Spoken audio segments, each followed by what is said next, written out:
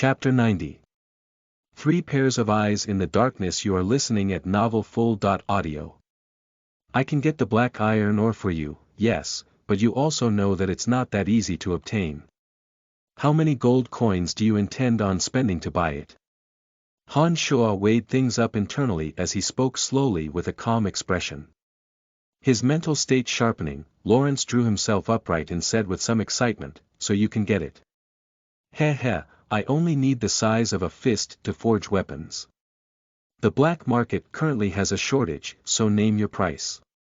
Rubbing his chin, Han Shuo remembered a conversation he had with Phoebe last time and hesitated, saying faintly, "How about this?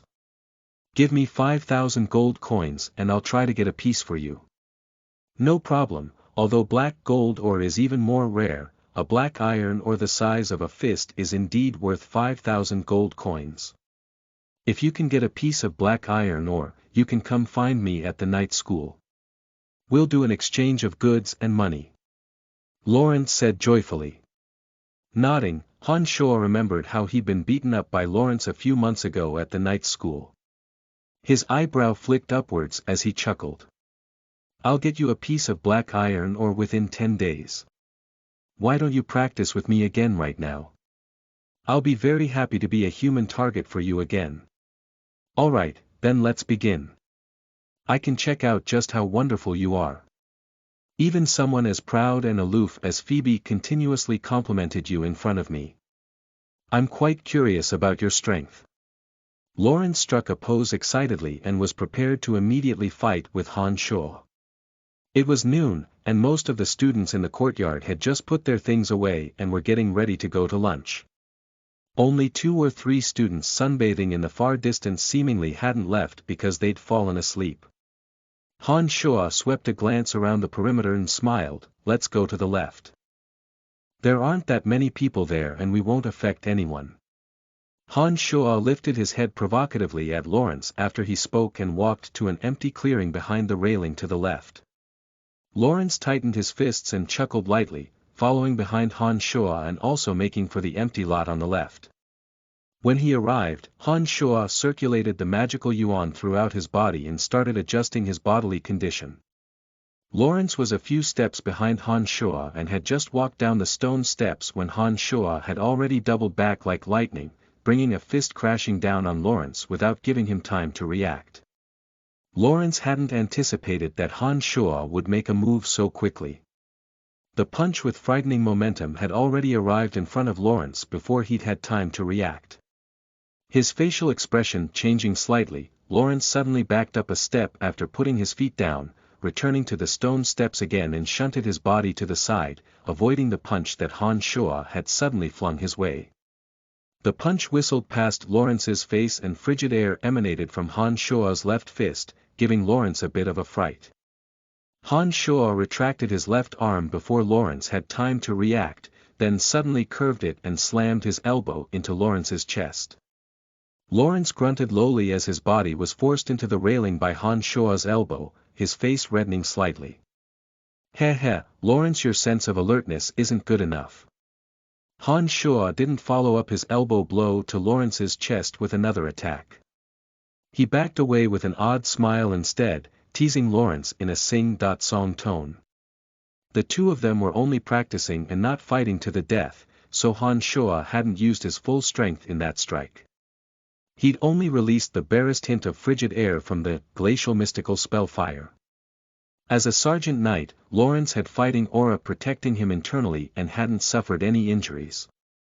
"You were the one who suddenly ambushed me. This punch doesn't count, I'll make you pay later." Lawrence wasn't mad as he elaborated on the truth with a wry expression.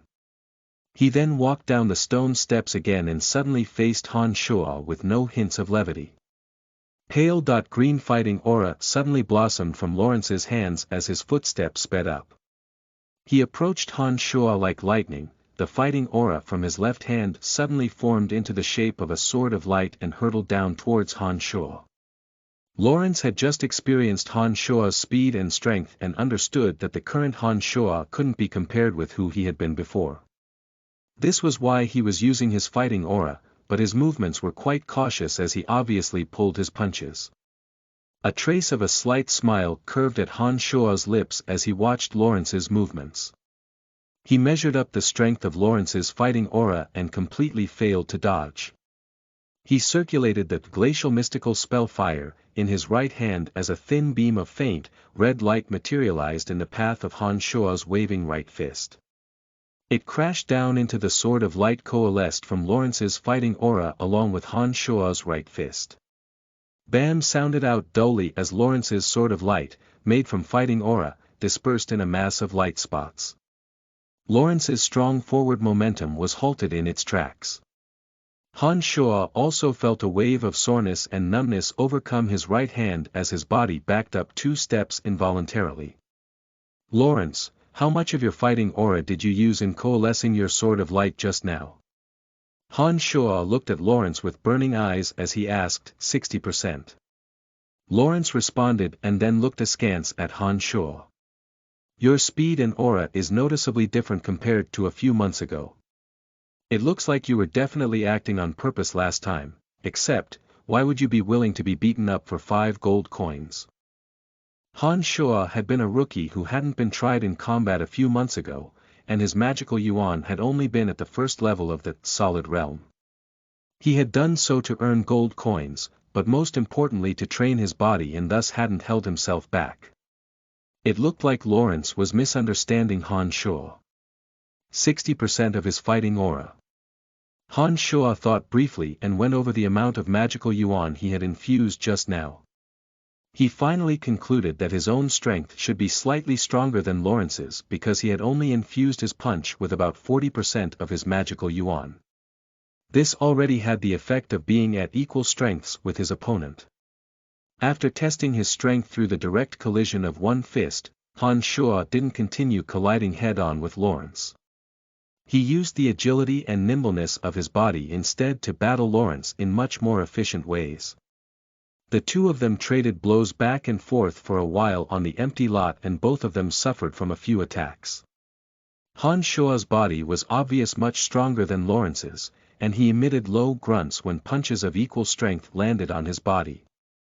Han Shua's body was stronger than Lawrence's to begin with, not to mention that the initial stage of training magical yuan had been self-inflicted torture, so he had endured all sorts of pain. He was already used to this kind of pain, so these blows didn't even register on his body when they landed. Spots were dancing in Lawrence's eyes when he voluntarily stopped after a while. He smiled wryly, no more, enough. You're quite a strange person. I can't feel any fighting aura from you at all, but why is it that your strength is much greater than mine? Is your body made out of steel? Why does it feel like I'm punching a stone wall when I hit you? Don't you feel pain at all? Chuckling evilly, Han Shua said, don't you worry about this. My body is naturally odd. Can't my body be strong? Do you have the blood of barbarians running through you, or can you go berserk like the berserk warriors? Phoebe was right, you are a marvelous person. Lawrence first asked in astonishment and then murmured to himself. Han Shua also understood his deficiencies after the two had sparred. His body in magical yuan was indeed wondrous, but Lawrence had obviously been trained in martial arts and there was quite a rhythm in his punches and evasive maneuvers. Han Shua had never learned martial arts, and his attacks were always the simplest methods. Compared to Lawrence, he lacked effective attacking methods.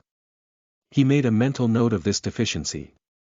Han Shua planned on thoroughly pondering this when he had time and see if there were any other attacking styles left behind in Chu Tsanglan's memories. I don't know. Alright, let's stop here for today. I've finally redeemed myself for last time. I'll come to the night school when I obtain the black iron ore. Han Shua mentally weighed a few things and made his careless farewells to Lawrence as he returned to the necromancy major with furrowed brows. Lawrence didn't get mad after coming off a bit worse for the wear this time. After he bid farewell to Han Shua with a smile, he walked towards his night school and muttered, a strange person indeed. The durability of his body can probably be compared with orc warriors. Han Shua mused privately as his footsteps continued to take him towards the necromancy major. Phoebe needed some time to prepare the rations and he didn't intend on returning to the cemetery of death in the short terms. Duke was currently residing within the school and Han Shua still didn't know his exact plans. Therefore, he decided to remain within the necromancy major after some thought. Han Shua's dorms had long since been arranged by Fanny, but he'd never lived in them. Now that he'd decided on temporarily staying within the academy, the dorms were finally proving to be of some use to him. The Babylon Academy of Magic and Force was the largest institution of learning within the empire. Its facilities were very comprehensive, and it was no wonder that a high tuition was enacted from every student. Han Shua's quarters were in the corner of the second floor and were roughly 50 to 60 meters squared. It included a bedroom and a bathroom, with tables, chairs, and mirrors.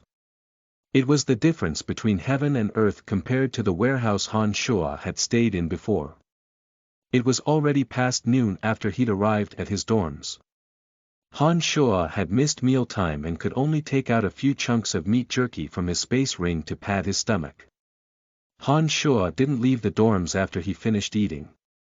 He closed the room door tightly and sat on the bed, taking advantage of a quiet lull to practice his magical yuan. The magical yuan started circulating and slowly began to coalesce in his mind from all parts of his body. A sort of clear, slightly cool feeling permeated through his brain, making Han Shua feel that his brain was immersed in a refreshing pool of water. However, this feeling only lasted for a short while. The comfort of his mind was replaced by a soul-wrenching pain. The training of the molded spirit level caused Han Shua's brain to continuously switch between comfort and pain. He would feel lazily at ease 1 second, and so much pain that it felt like someone was digging through his brain with a sharp knife the next. What was most agonizing about this for Han Shua was that every time the pain surged, his mind would become immensely clear-headed. This would cause the pain to be suddenly magnified 10 times. The clarity of his mind was specifically for him to suffer through even greater pain. This made Han Shua wish to curse whoever created this magical yuan technique was seriously a perverse masochist. After a long time, Han Shua breathed out lightly and halted his magical yuan training. Hot air rose from his body like he'd just taken a hot shower and a strong sense of manliness rolled off his body. Training his magical yuan had taken Han Shua from afternoon directly to night. The night scenery outside his window was captivating as the cool night breeze blew in. It was desolate and silent all around. Sitting up from his cross-legged position, Han Shua turned on the hot water in the bathroom and laid back leisurely in the tub, enjoying this rare moment of carefree ease. He even hummed a small tune. The dead of the night was the perfect timing for those with ulterior motives to come skulk around. 2 small sounds suddenly sounded in Han Shua's ears, just as he was lazily showering. One of them came from within the dormitory building, the other outside the window. 3 original demons flew out, without a sound, from the back of Han Shua's neck. 2 of them went out the window to check what was going on outside. One of them floated towards the origin of the sound, while the other stayed near the window, silently observing any abnormalities. The last original demon floated out the crack in the door and arrived in the hallway of the dormitory building, moving forward along the hallway and floating to where the sound had come from. The one that had gone outside finally discovered Duke surreptitiously floating around the sides of the buildings after traveling for a while. Duke hadn't used Nightwalker clothes this time. He appeared like a ghost in the darkness, floating to the Dark Major's classroom buildings without any weight at all. The original demon within the hallway had discovered one of the dormitory room doors had been lightly opened, with Fitch tiptoeing out quietly with a sinister face. He was walking towards Han Shua and judging from his facial expressions, seemed to bear ill will.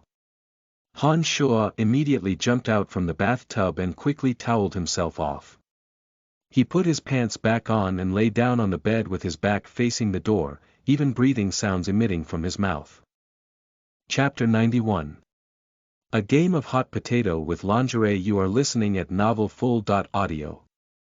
Fitch fancied himself clever as he tiptoed like a thief up to Han Shua's door. He looked around shiftily and then used an exceedingly low voice to summon a wraith, bidding it to enter Han Shua's room through the crack beneath the door. Han Shua's original demons had been refined from wraiths to begin with, so wraiths could also be another set of eyes for the summoners. However, as a summoned creatures from necromancers, they carried a faint hint of death about them and had a grayish-white outline. Anyone with a slightly higher level of alertness would easily discover traces of them. Han Shua's original demons had undergone specialized magical yuan refinement and thus didn't have any magical ripples emanating from them. Their form was also indistinct. As long as they didn't come into contact with a magical boundary, it would be very difficult to discover them. Add to that the fact that original demons were one of the demon generals and had a mental connection to the mage, they could be deployed to far distances and had uncommon attacking capabilities. Therefore, no matter how one viewed it, an original demon was much more practical than a wraith. After Fitch's wraith entered Han Shua's room, it circled around inside and then stopped in front of Han Shua's window.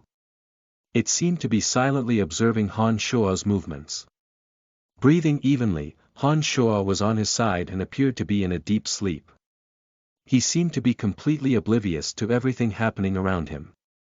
Fitch used the wraith to probe around from the outside before placing his hand on the door handle, exerting a small amount of force. Han Shua's room door creaked open with a small squeak.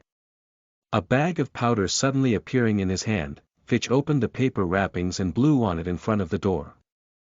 The powder dispersed into the air and emitted a light fragrance. Soul Temptation Powder. Han Shua had some understanding of poison powder now and had already recognized the fragrance when it dispersed just now. He laughed coldly inside and didn't hold his breath. He continued to naturally inhale and exhale. With the strength his body acquired after entering the third demonic realm, low-level powders that would cause him to sink into a drugged state had absolutely no effect on him at all. A sinister and venomous smile on his face, Fitch had a bit of a gleeful expression on his face right now as he walked lightly towards Han Shua, glaring at him fiercely. What he was thinking, no one knew. BVEC leveraging the line of vision from the original demons, Han Shua still fully viewed Fitch's expression even with his eyes closed. Although he maintained a sleeping posture with his body, Han Shua had long since readied himself. He was prepared to make a move as soon as things went south. Han Shua was prepared to kill as soon as Fitch laid a hand on him. However, Fitch didn't seem as bold as Han Shua thought. He stared at Han Shua and then murmured to himself, "You lowly slave, you're completely unworthy of Master Fanny. I should have run you out of the necromancy major a long time ago, but you weren't around for a long time. However, let's see where you'll run this time. After tomorrow, everyone will be sure that you're a pervert. Even if Master Fanny helps you, the school authorities will expel you from the necromancy major. I've spent quite a lot of effort and time in wanting to make a move against you, heh. Fitch murmured as he fished out a large package from his being. He bent down and shoved the package under Han Shua's bed, then slowly backed out of Han Shua's room with a proud air, cackling in a low tone as he did so. He then carefully closed the door to Han Shua's room and walked easily to his own room with a face full of satisfaction. Han Shua immediately sat up in his bed after Fitch had left and bent down to look around. He discovered that Fitch had hung this package from the wooden slats beneath the bed. He would have been hard-pressed to discover it if he hadn't looked carefully. When Han Shua took down the bundle and opened it, he was flabbergasted by what he saw. A collection of flimsy, thin female lingerie greeted his eyes. These colorful articles of clothing were lace-trimmed and all had very small amounts of cloth on them. They were either cute or sexy. Some had just been washed, with two looking like they'd just been taken off and hadn't had time to be washed. There were still a few traces of the female body on them. Han Shua stared at the female lingerie items within the bundle and looked them all over twice, sighing that Fitch really did possess amazing methods of revenge. He started to grow a healthy appreciation for Fitch. However, what he admired wasn't Fitch's schemes, but his methods. Who would have thought that he would be able to silently and unwittingly obtain so many articles of female lingerie? He wondered if there were any in this pile that belonged to Master Fanny. Shaking his head with involuntary laughter, Han Shuo knew that once the girls of the school realized that their lingerie had gone missing, they were bound to raise a huge furor tomorrow. Fitch was certain to have other tricks up his sleeve. Perhaps there would be a room-by-room search of all male students tomorrow. If this bundle were to be discovered beneath his bed, Han Shuo was sure to gain the title of Great Perverted Demon. He wouldn't have to wait for the school to expel him then, since he himself wouldn't have the face to face anyone and would never appear within the academy again. I won't do anything to you if you don't do anything to me. Fitch, ah Fitch. You can't blame me for being vicious this time. Han Shuo picked up the package and snickered softly as he got out of the bed and walked towards Fitch's room with the original demon leading the way. He used almost the same exact methods of leveraging the original demon's vision to copy Fitch's methods. He traveled soundlessly to Fitch's room, shoved the bundle beneath Fitch's bed and then left, with none the wiser. Once this matter had been completed satisfactorily, Han Shuo returned to his room and didn't go back to sleep, but rather used the other original demon to observe Duke's movements. Duke had flown directly to a classroom on the 4th floor of the building after arriving at the dark major building. There was not a soul within the classroom building at night. Duke didn't move after setting foot in this room, becoming one with the night. Han Shuo gazed upon Duke in the darkness, through the eyes of the original demon parked in the shadows of a great tree. Except, he didn't make another move after arriving and had no further movement. This made Han Shuo feel quite confused. He wasn't sure what Duke was doing in the classroom building in the middle of the night. After a while, just when Han Shuo started to feel a bit impatient, a fat cloud of black light suddenly appeared in the distance and slowly moved towards the classroom building. It would have been difficult to discover the cloud's existence if he hadn't been paying attention in the darkness. Han Shuo gave himself a mental shake and immediately increased his attention. He carefully observed the movements within this ball of light. The dark light was thickly concentrated like a dense patch of clouds, making it difficult for Han Shuo to see what was going on inside.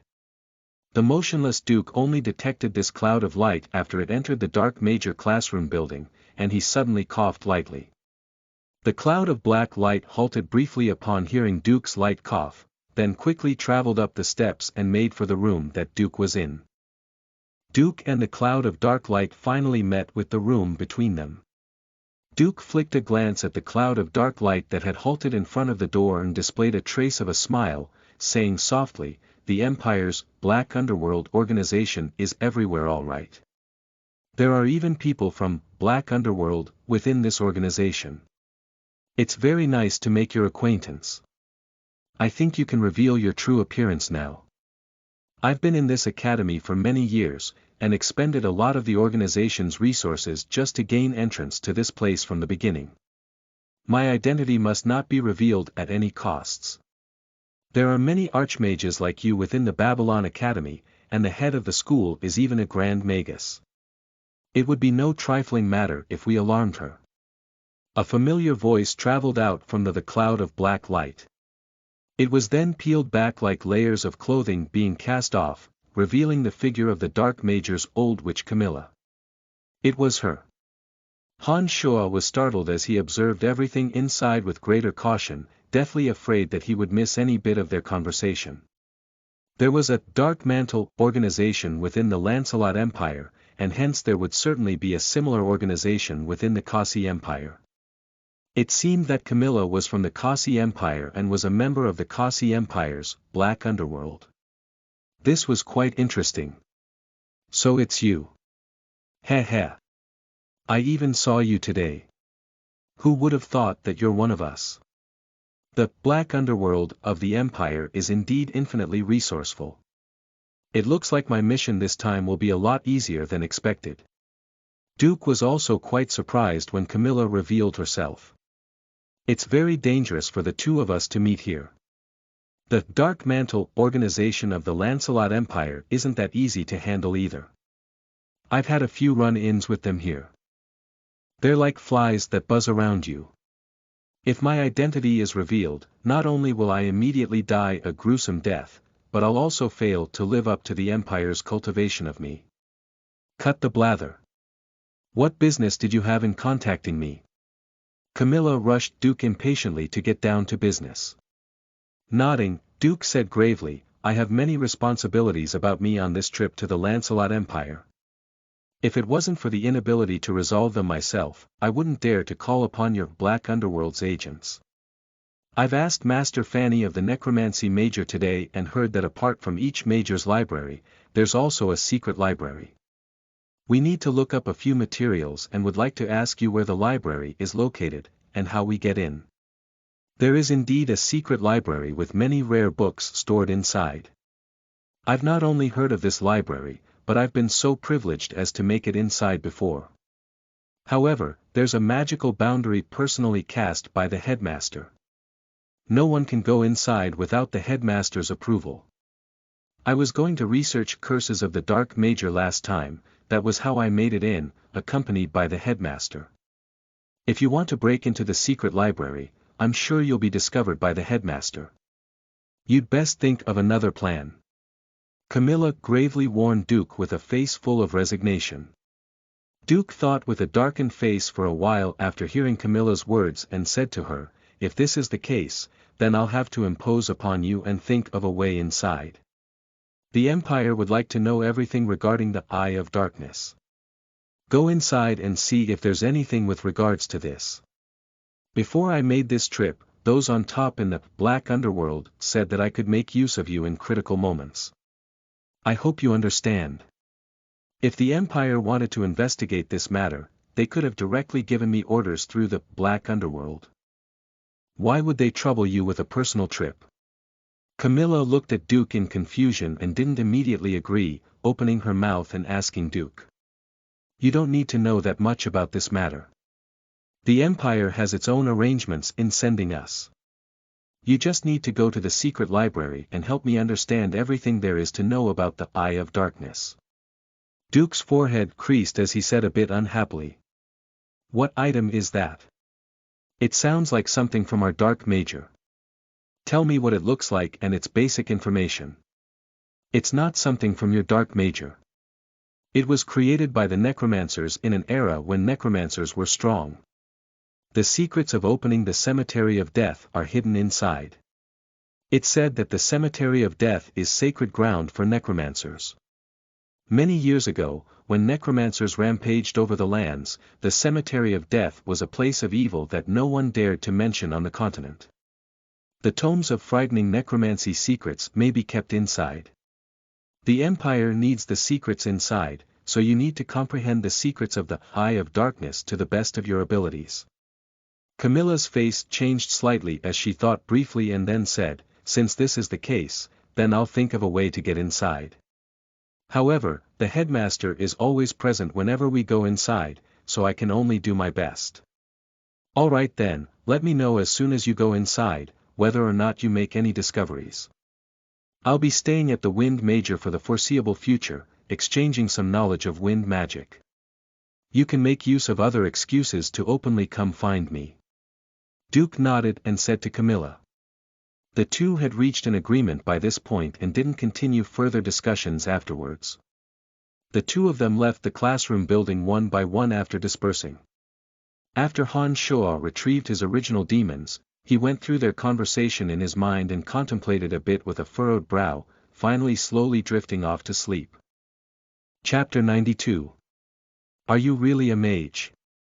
You are listening at NovelFull.audio. Early the next day, Han Shoa could already hear the topic of the stolen lingerie outside the window before he'd even gotten out of bed. Under the efforts of a conscientious person, this person was quickly found out and the topic immediately spread to every corner of the Necromancy Major. Jean and Fanny were utterly exhausted from overworking early in the morning and were worrying over this matter. The students had quickly gathered within the training fields. Expressions of anger and fright were apparent on the female students' faces, whereas the male students were also full of astonishment. Some were also delighting in the misfortunes of others. Han Shuo had also been gathered in the training fields. He listening to the noisy chatter of the crowd as his eyes constantly flitted towards Fitch. Fitch looked normal, but his eyes kept dancing and also swept towards Han Shuo every now and then. The fallout from this matter is exceedingly devious. Nothing like this has ever happened in our necromancy major before, but now that this matter has cropped up, it must be thoroughly investigated. Jean also had a face full of fury as he expressed his opinion. Lisa, you girls truly lack alertness. How could you have let the thief so easily succeed, and not pick up any disturbances whatsoever? Fanny lectured Lisa with a furrowed brow. This is the Babylon Academy of Magic and Force, we didn't think that the thieves would be so bold either. Nothing happened in the necromancy major for such a long period of time, add to that the fact that dirty clothes are nothing valuable. Who would have thought that such a perverted lecher would appear? Lisa said with a pained expression.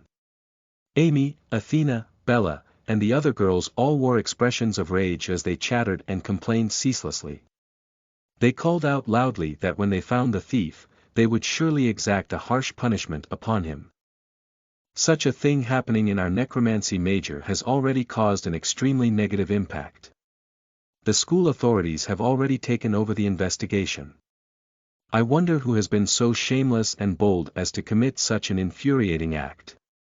Fanny was a bit irritated, but much more enraged as she said angrily. Many animated discussions took place within the training fields, and those who'd had their lingerie stolen were incredibly angry and couldn't be calmed. Han Shuo calmly observed everything and waited for further developments. Who do you think did it? Lisa had drifted next to Han Shuo after some time and opened her mouth to ask him. Shrugging, Han Shuo smiled. How would I know? But the person who's done this should be quite familiar with our territory. Otherwise, how could he have succeeded so easily? Although you're a bit weak, but I think you girls would have noticed something if someone ordinary and unfamiliar with the surroundings tried to do something like this. None of you girls noticed a thing, so I quite admire this person's methods. How can you still be cracking such jokes at a time like this? My bra was stolen too. This person is a shameless lecher. If I know who did it, I'm not going to let him off the hook. Lisa clenched her fists and bit off her words. You'll have to catch him first. Han Shuo conversed carelessly with Lisa, but his eyes roved continuously over Fitch's face. Just as there was a hubbub on the training fields, a middle-aged swordsman walked in. His name was Vita, and he was in charge of all trivial matters within the academy. Han Shuo had seen him once before. This person was famous for having great strength. If there were any fights that broke out between the students or any strange circumstances that appeared, it was always him who appeared to handle things. I have already grasped the general gist of the situation. I looked around the girls' dormitory building just now. I can already hazard a guess as to who committed this act. Vita's eyes immediately swept towards where Han Shuo and the others had gathered when he arrived and spoke coolly. Uncle Vita, who did it? Hurry and tell us. Amy stood next to Vita and asked anxiously. Vita's expression was stiff as he looked towards Han Shuo. The person who did this would be most aware of this in his heart. I hope that he will voluntarily admit his mistakes. As long as he steps forward voluntarily, I can at least promise that I won't send him to the Empire's judiciary, but if he stubbornly refuses to plead guilty, then I won't be kind to him. Mr. Vita, what do you mean by that? You've been yelling at our students all along, do you think that one of them has committed this act? That's too ridiculous. Fanny said unhappily when she saw Vita's glance patrol continuously over a few male students' faces with a cold and stern look on his face. Master Fanny, this isn't ridiculous at all. It has to be one of your dear students. I looked around the girls' dormitory and found a pair of exceedingly faint footprints that went from the female students' dorm windows, avoiding the trees and shrubbery, and making for the boys' dormitory. I've handled many cases like this before and don't even think of concealing the truth from me. I think Master Fanny should well understand what problem this lays out. Vida thought himself clever as he chuckled and made a judgment on this matter. It looked like Fitch had paid quite a bit of attention to detail. He'd even purposefully left footprints behind for Vida to point the way. However, this Vida didn't seem too intelligent. This caused Han Shuo to somewhat dismiss him and lowered his view of this person in his heart. When these words were spoken, they immediately caused an uproar. All the boys immediately called out and denied that they'd been the ones to commit such a dastardly act. The group of girls with Bella at their head looked angrily in their direction. Their gaze at all the boys was quite unfriendly, as if every was under suspicion for doing the deed. Lisa, you don't need to look at me that way. I feel quite uncomfortable. Lisa also swept an odd gaze over Han Shuo's face. Although Han Shuo hadn't done anything, he still felt all the hair on his body stand on end when she stared at him with that look, as if he'd really become that shameless perverted demon. Hee, I'm just having fun with you.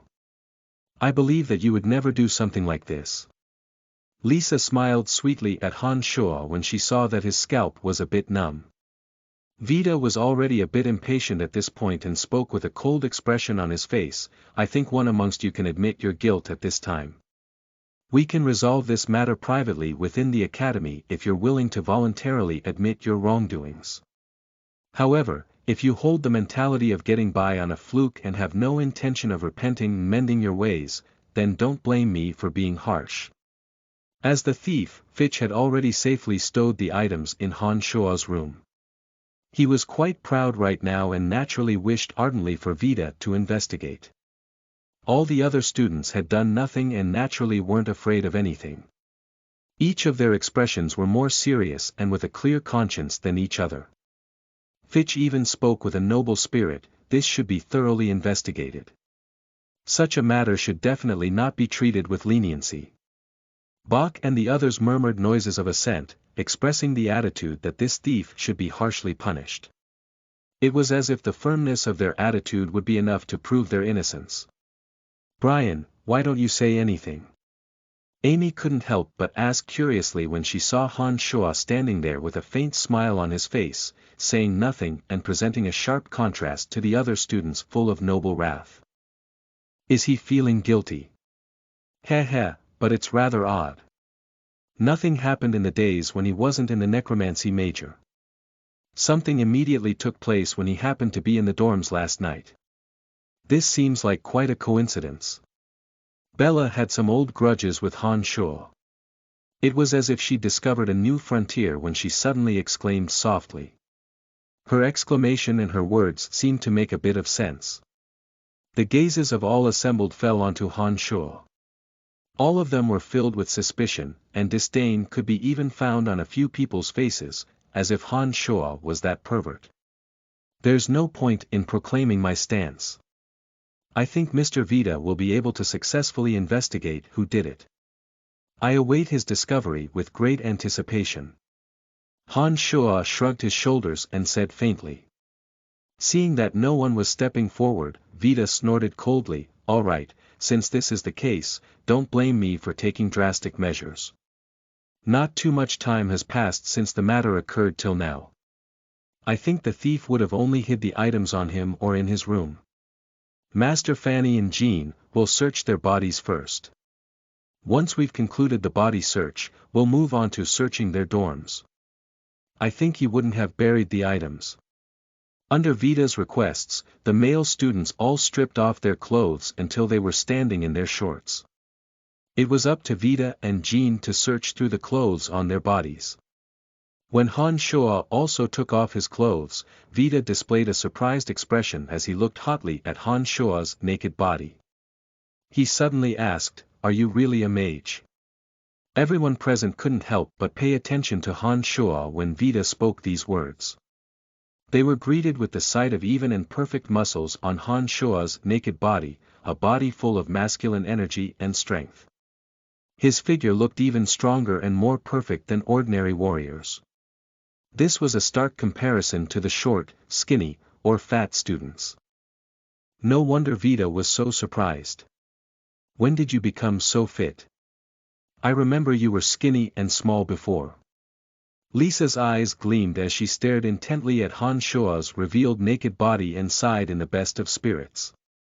All the other female students were incredibly surprised when they saw Han Shua's greatly alluring masculine body. When they compared it to the room full of fat and bones, they immediately felt that Han Shua's extraordinary body was absolutely perfect. The shy Amy blushed faintly and lowered her head to whisper something to Athena. This also made Athena's face redden as her gaze towards Han Shua became a bit odd. Fanny's face was also flushed and she didn't seem to dare to look at Han Shua's body directly. She first looked away and then snuck intense glances at Han Shua's body when no one else was paying attention. I was malnourished before and wasn't well developed. Of course I develop well now that I'm eating well. Han Shua looked ambiguously at Lisa's chest and said meaningfully. You suck. Lisa became panicked upon seeing Han Shua stare at her chest and admonished Han Shua embarrassingly. When this interlude had passed and everyone's clothes had been turned over by Vita, he opened his mouth after failing to discover anything. It looks like it's been hidden within the dorms. Let's begin our investigation of the dorms. Brian seems to also have a space ring. Bella suddenly spoke up just as everyone was about to leave. Vita's departing form halted upon hearing Bella's words. He then looked with astonishment at the space ring on Han Shua's hand and exclaimed, so that's a space ring. I almost missed it, but space rings aren't easily searched. This will be a bit difficult. How about this, give me the space ring first and I'll go find the headmaster. As a space archmage, she'll have the ways to open your space ring. I hope you cooperate with the course of my duties. Han Shua first looked coldly at Bella in the distance, saying directly to her, ugly woman, you are seriously unlikable. Bella first displayed an expression of extreme fury, but then remembered Han Shua's berserk rage in the dark forest when she saw the ruthless chill in his eyes. She involuntarily took one step back in fright and opened her mouth, but couldn't bring herself to say another word. Han Shua's heart had sank at this moment as he suddenly felt put on the spot. There were some sensitive items within his space ring. It would create a lot of trouble for him if the headmaster discovered them. What's wrong, is there something that shouldn't see the light of day in your space ring? Vita asked as he saw Han Shua hesitate to cooperate. I trust that he wouldn't do anything like this. I think we should investigate the dorms first and then discuss his space ring if nothing is found. Fanny thought for a moment and spoke up when she saw Han Shua display a conflicted expression. Vita looked in surprise at Fanny and then woodenly nodded his head. Then you look after him during this time. Don't let him out of your sight and get up to any tricks. You're responsible if anything goes wrong. Let's go search the dorms. Jean smoothed over the situation with his suggestion and took the crowd of people towards the male student dorms. All the students stayed below Fanny's watchful eye. Jean and Vita entered the dorm and sounds of things being rifled through and appended rang out. Fitch watched Han Shua and Fanny stand together with a look of cruel joy. He gleefully went over the punishment that Han Shua was about to face and he felt a contentment that he'd never felt before. Thank you, Master Fanny. Han Shua thanked her sincerely as he looked at Fanny by his side. Rolling her eyes at him, Fanny whispered with her sweet voice, what awkward items are within your space ring? Even if the headmaster saw them, she wouldn't have you detained for having them. What are you afraid of? I kept a bit of the weapons and medicines from the town of Droll last time. If the headmaster searched my space ring, she'll surely discover this bundle of stolen goods. Our major has divvied up the items and the gold coins. If the headmaster saw it, our entire major will be strung up for it. Don't you think something's wrong with Bella's brain? Han Shua said. Fanny suddenly felt like a fool after hearing these words. Her brow then knit together as she contemplated this matter with a face full of anxiety. Suddenly, Jean and Vita walked out from the building towards the arrogantly smirking Fitch. Vita asked coldly, did you think I wouldn't discover them simply because you hung them on a hook beneath the bed? All the looks full of disdain and disgust suddenly landed on Fitch's proud face. Just as Fitch was dumbfounded, he was utterly drowned by a shrill, angry tide of curses from the female students. Chapter 93. Great Formation of the Divine Zombies and 5 Elements. You are listening at NovelFull.audio. Fitch was utterly destroyed this time.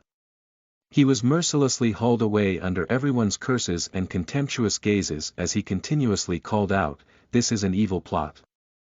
I was framed." Vida said to Fanny before he left, "This filthy piece of scum will never appear in the academy ever again." Everyone kept discussing Fitch's despicable acts for a long time after he'd been dragged away. Several of the female students' fury still hadn't abated as they chattered busily, cursing Fitch. No one sympathized for him. Fanny was a bit flabbergasted. She hadn't expected that Fitch would be that kind of person. She even suspected the truth of the matter a bit, but the truth was right in front of her and she had nothing to say. She could only continuously shake her head and sigh. Having caught the thief, Han Shoa naturally didn't have to worry about the issue of his space ring being searched. He laughed coldly inside as he watched Fitch caught in his own trap. He'd been asking for it and couldn't fault Han Shoa for being ruthless. If Han Shoa hadn't discovered this beforehand, he would most likely be the one facing the crowd's jeers and taunts now. This matter made the students buzz with excitement and discussion all day, but Han Shoa didn't get involved. He didn't attend class in the morning, but rather headed to the training grounds alone, practicing how to summon zombie warriors over and over again. Since his direction was correct, he only needed time. After a morning of repeated practice, he finally successfully summoned a zombie warrior. This meant that Han Shoa had added another powerful spell to his arsenal. The manipulation of zombies was much more difficult than skeletal warriors. In order to fully deploy the exceptional offensive capabilities of the buff and clumsy zombies, the technique and familiarity of the manipulator was even more critical. Han Shoa stayed within the training grounds for the next 3 days and practiced controlling the zombies with more familiarity.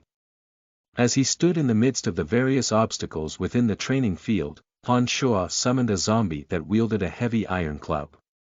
Under the control of Han Shoa's mental strength, the zombie twisted its body and evaded a few of the obstacles. The iron club in its hand crashed solidly down on a target under Han Shoa's guidance. Han Shoa kept careful surveillance on the Dark Major's old witch, Camilla. During these 2 days, the old witch visited the headmaster's office once, but strong magical pulses were present in the headmaster's office. Han Shoa was certain that a magical boundary existed within the headmaster's office. As a grand magus of space magic, the headmaster possessed extraordinary magic. Han Shoa didn't dare brashly insert his original demons into her office to eavesdrop. Therefore, he had no way of knowing what Camilla discussed with the headmaster, and he didn't know whether or not Camilla had already visited the secret library.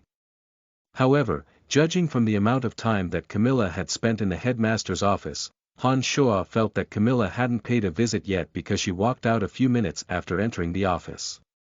"You're in the training grounds all right, I knew I'd find you here." Han Shoa had remained within the training grounds this morning while the others were listening to the lecture within the classroom. Fanny suddenly walked in and spoke to him. "What are you doing here? Don't you only have classes in the afternoon?" Han Shoa didn't stop practicing after Fanny had walked in and only responded carelessly, continuing to manipulate the zombie to agilely circle past another obstacle. "I came looking for you." You've grasped it quite quickly." "Heh, according to the speed of your improvement, I think you'll be able to make it into the next stage before too long." Fanny smiled faintly and complimented him when she saw that Han Shoa could already adeptly control zombies. She halted, crinkled her slender brows, and then asked in confusion, "Brian, although your potential is quite good, the speed in which you're concentrating mental strength shouldn't be this quick." The meditation of mental strength doesn't have much to do with the quality of potential, particularly when one is just starting out. Mental strength is slowly increased through accumulation over many months and years. Why are you able to possess the mental strength of a novice mage after just a few months? This is quite queer, just how are you doing it? It was natural for Fanny to be perplexed. Han Shua's mental strength had increased quickly, largely due to the effects of the Eye of Darkness. Han Shua improved with rapid speed without rhyme or reason whenever his mind was about ready to split open from pain. Now that his magical yuan had entered the molded spirit stage, the potential of his brain had been unlocked and the speed in which he gathered mental strength increased yet again when he meditated. With the overlapping effects of his training, it would have been difficult for his mental strength to not increase in speed of concentration. Shrugging, Han Shua said, "How would I know? My body's quite strange to begin with. Not only am I much stronger than ordinary mages, but the speed at which I gather mental strength when meditating is also quite fast. Can it be that you possess the legendary body of divine favor?" Fanny first blanked, with a look of extreme joy appearing on her face as she spoke with excitement. Han Shua was also dumbfounded by her words. He asked blankly, "What's a body of divine favor?" There are an exceedingly few amount of people in this world who are born with bodies different from others.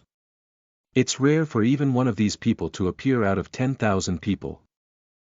Their bodies are different from ordinary people. Some of them have natural aptitudes for training fighting aura, and some are naturally born to become mages. If these people can find the correct realm for them, their accomplishments are often incredibly brilliant. Because these people's bodies are different from ordinary people's, the legends say that they've attracted the favor of the gods. Some of the preeminent characters on the continent now possess these bodies of divine favor. Can it be that you're one of them too? An inexplicable light of excitement danced in Fanny's eyes as she stared at Han Shua and exclaimed in surprise. Perhaps.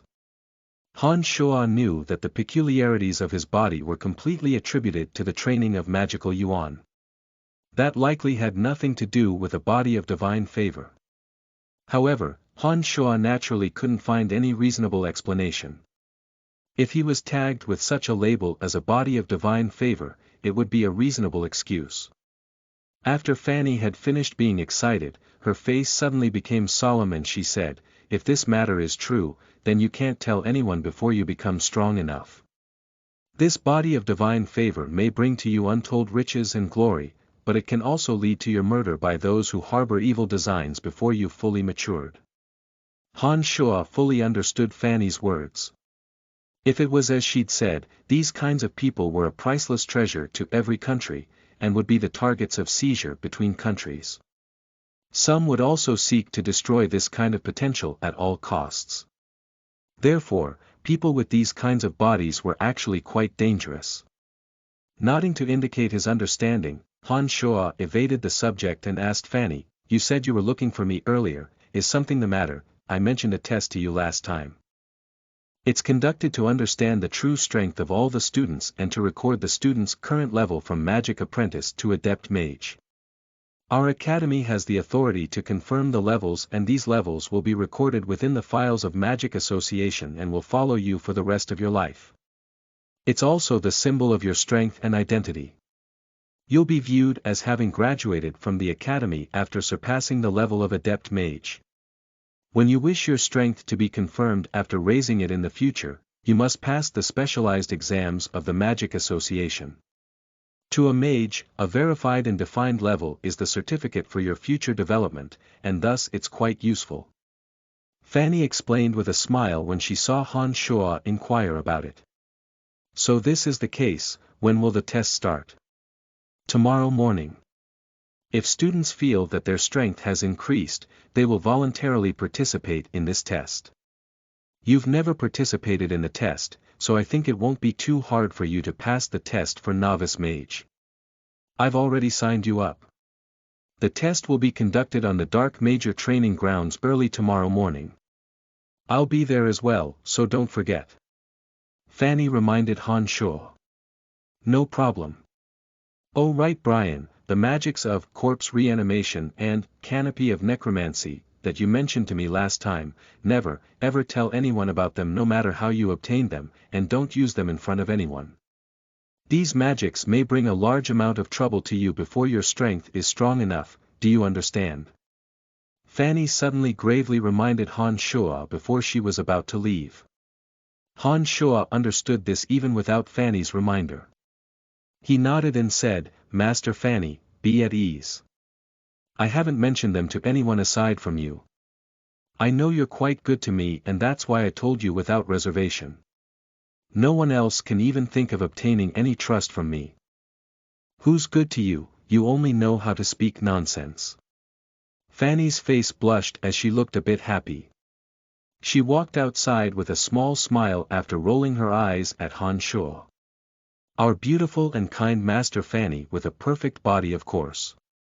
Han Shuo said flirtingly as he watched Fanny's departing figure, chuckling as he spoke. However, Fanny paid no more attention to Han Shuo, finally speaking lowly just before vanishing through the door, You brat. You're becoming more and more unbridled. Han Shuo didn't continue practicing how to manipulate zombies after Fanny left. He thought for a moment and left the training grounds, using the original demons to scout out the four corners and then moved to the concealed corner in the Tomb of the Mountains at the back of the academy grounds, returning to the Cemetery of Death. Since he'd promised Lawrence to get a piece of black iron ore for him, Han Shuo wouldn't go back on his word, even if he was doing it only for the 5,000 gold coins. He brought the little skeleton with him into the mine and busied himself with roars and thuds all afternoon before mining a small piece of black iron ore. It looked like it would satisfy Lawrence's request. The supply of black iron ore within the mining cave wasn't inexhaustible. As mining went on, Han Shuo discovered that he had to penetrate even further into the depths of the mine and needed to excavate for quite some time before digging up a few black iron ores. Black iron ore was an exceedingly rare metal and this seemed to prove that point. They'd only started digging for a short while and were already exhausting the supply. He trained his magical yuan for a bit beneath the raging waterfall, and suddenly recalled something on his way back to the Cemetery of Death. There was something about zombies left behind in Chu Tsanglan's memories, and Han Shuo had also heard of the previous existence of zombies in his original world. When he carefully went through Chu Tsanglan's memories, Han Shuo suddenly felt a bit agitated.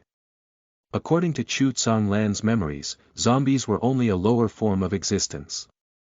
They were normally created when someone died in a place with a heavier concentration of Yin Qi, and formed after absorbing some of the Yin Qi of the heavens and earth.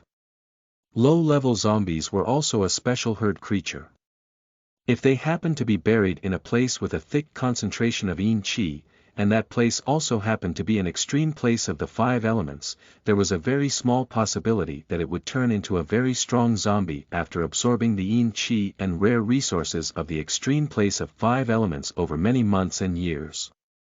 According to the elements of metal, wood, water, fire, and earth, the 5 extreme places were divided into extreme place of metal, extreme place of wood, extreme place of water, extreme place of fire, and extreme place of earth.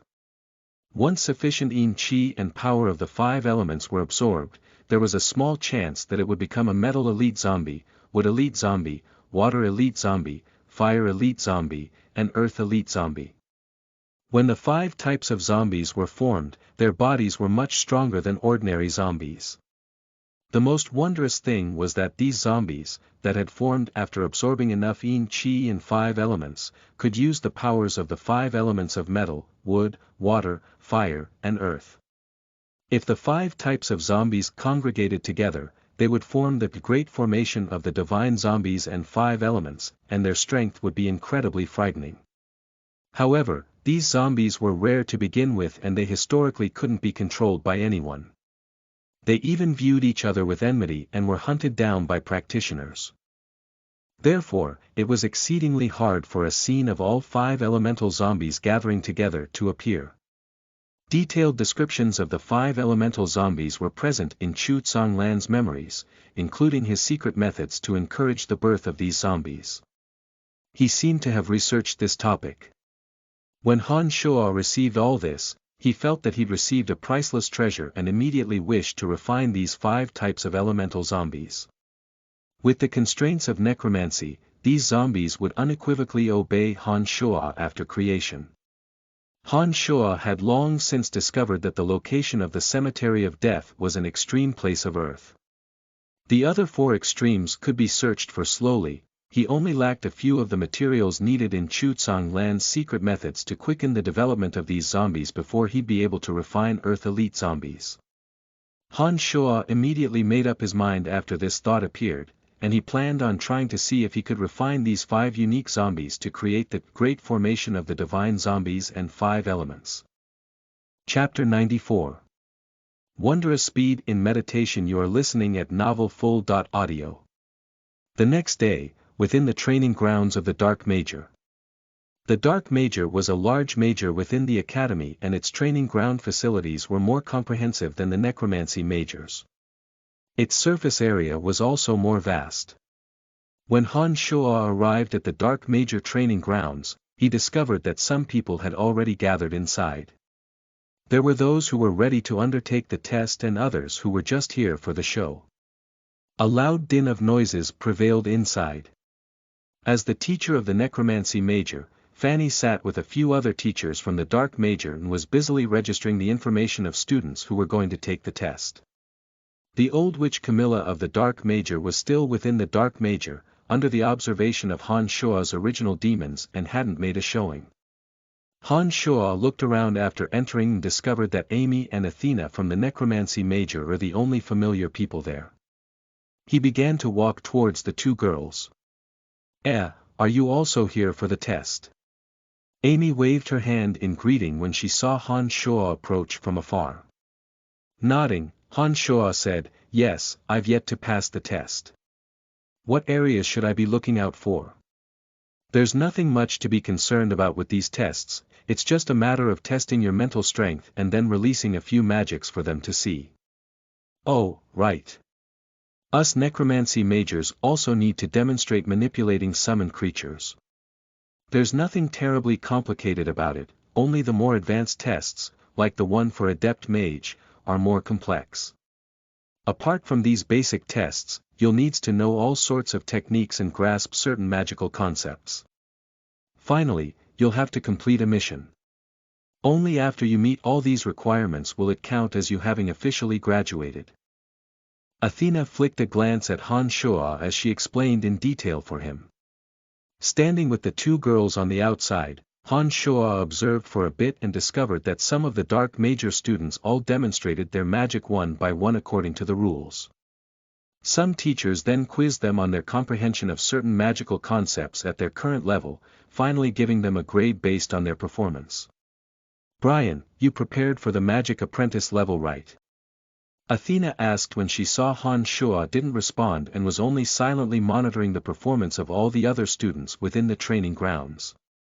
No, I'm here to see if I can make it to Novice Mage. Han Shuo looked towards Fanny sitting primly in the distance and replied. What? Are you joking?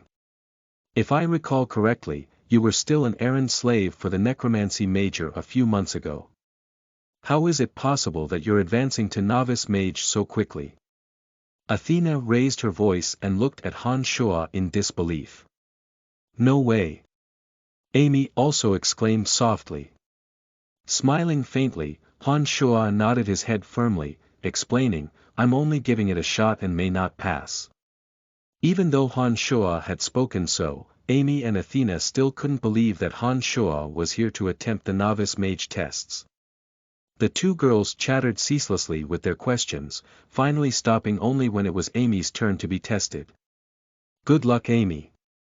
I think you'll be able to successfully advance to Novice Mage this time. Athena encouraged Amy when she heard Amy's name being called. Han Shuo also good-naturedly wished her luck. Amy walked out and then tested her mental strength in front of those assembled. She then released the 3 magics that a Novice Mage should have grasped. Agony of the Soul, Bone Spears, and Summoning Zombies. She then manipulated the zombies to attack a target within the training grounds. Finally, Fanny and some of the other Dark Major teachers asked a few questions regarding comprehension of magical theory. After a while, Fanny opened her mouth and said, "Congratulations Amy, you will be a novice mage from today onwards. All of your information within the Magic Association will be changed today." Athena also walked out for her test as Amy was still celebrating excitedly. She underwent the same tests, but maybe she was nervous during the process as her bone spear magic suddenly exploded halfway through. She also tripped over herself when facing the magical knowledge questions. It wasn't a surprise when Athena was notified that she had failed this test. She walked back to Amy's side with a depressed look. Han Shuo didn't have time to speak words of comfort before his name was called out by Fanny. He walked unhurriedly towards the inside of the training grounds and caused a bit of a disturbance. Some of the dark major students standing around were quite surprised to see Han Shuo, originally an errand slave, appear within the great hall. All of them started discussing with each other in low whispers, and a great many of them held a mocking attitude as they observed this happening. Heh, don't be nervous. Just follow the previous procedures and go through the tests one by one. I believe in your strength and that you can successfully advance to the rank of novice mage. Fanny spoke a word of encouragement and had Han Shuo follow the same procedures that had taken place before him. The test of mental strength came first. Han Shuo gathered his mental strength as he faced a testing stone made of special magical material. A dark major teacher then held up the testing stone to measure Han Shuo's mental strength. His mental strength coalesced at an extremely fast pace due to the potential of his brain having been unearthed. The testing stone had slowly brightened and the other students had their mental strength tested by the stone, until it finally stopped at a certain level of brightness. However, Han Shuo's case was a bit different. The darkened testing stone didn't slowly brighten continuously, but immediately lit up in the 2 breaths it took for Han Shuo to concentrate his mental strength, and then stopped at a certain level of brightness and didn't change any further. What's going on? Several of the dark major teachers displayed surprised expressions as they sat on the viewing table, as if they hadn't anticipated the testing stone to have such an odd reaction. Han Shuo dispersed his mental strength and suddenly became a bit nervous inside upon seeing the astonishment of those around him. He'd been worried originally that he didn't have enough mental strength. This is why he's used his entire strength. In addition, Han Shuo also didn't know that his speed in gathering mental strength was truly that speedy. He'd planned on keeping a low profile after listening to Fanny last night. He could only smile wryly and say, "Perhaps there's something wrong with the testing stone, why don't you try another?" "Don't voice nonsense, how could something be wrong with the testing stone?" The dark major teacher holding the stone glared at Han Shuo and spoke firmly. His mind was hit by the necromancy magic of the agony of the soul before, and sank into a period of mental confusion for a while. This may have caused some oddities in his brain. I think we don't need to pay this much attention to it. Fanny glared at Han Shuo ferociously on the stage, seeming to blame him for wanting to show off, and then said with a faint smile to those assembled. "So this is the case. I think I've also heard of this before. To think that the agony of the soul magic of your necromancy major has such marvelous effects, it seems a bit interesting." The teacher holding the testing stone said with a frown and an odd tone. "Master Alex, if you're interested, I can cast it on you too." But I can't guarantee that you won't lose your mind." Fanny chuckled lightly and teased him. "No, never mind. I don't have that kind of guts. Alright, this test is over. We can commence to the next stage of this test." The Dark Major's Master Alex didn't tarry much more and nodded at Han Shuo. Athena had made mistakes because she was nervous. Han Shuo now had weathered some hardships and the training of his mental state was even more extraordinary. He naturally wouldn't get cold feet. The 3 magics that a novice mage should have mastered were deployed very smoothly by Han Shuo, with not the slightest bit of unfamiliarity. After the zombies had been summoned, Han Shuo's manipulations were even more adept than Amy's. The movement of the zombie in everyone's eyes wasn't clumsy, but rather gave people a feeling of nimbleness. Han Shuo handled the last section of magical theory questioning even more easily. The main questioner was Fanny. Fanny knew of Han Shuo's level in grasping magical knowledge and didn't ask much at all. She carelessly asked a couple of the questions that Han Shuo had asked her 2 days ago and let him easily pass. Han Shuo smoothly obtained the qualifications for the rank of novice mage without any mishaps.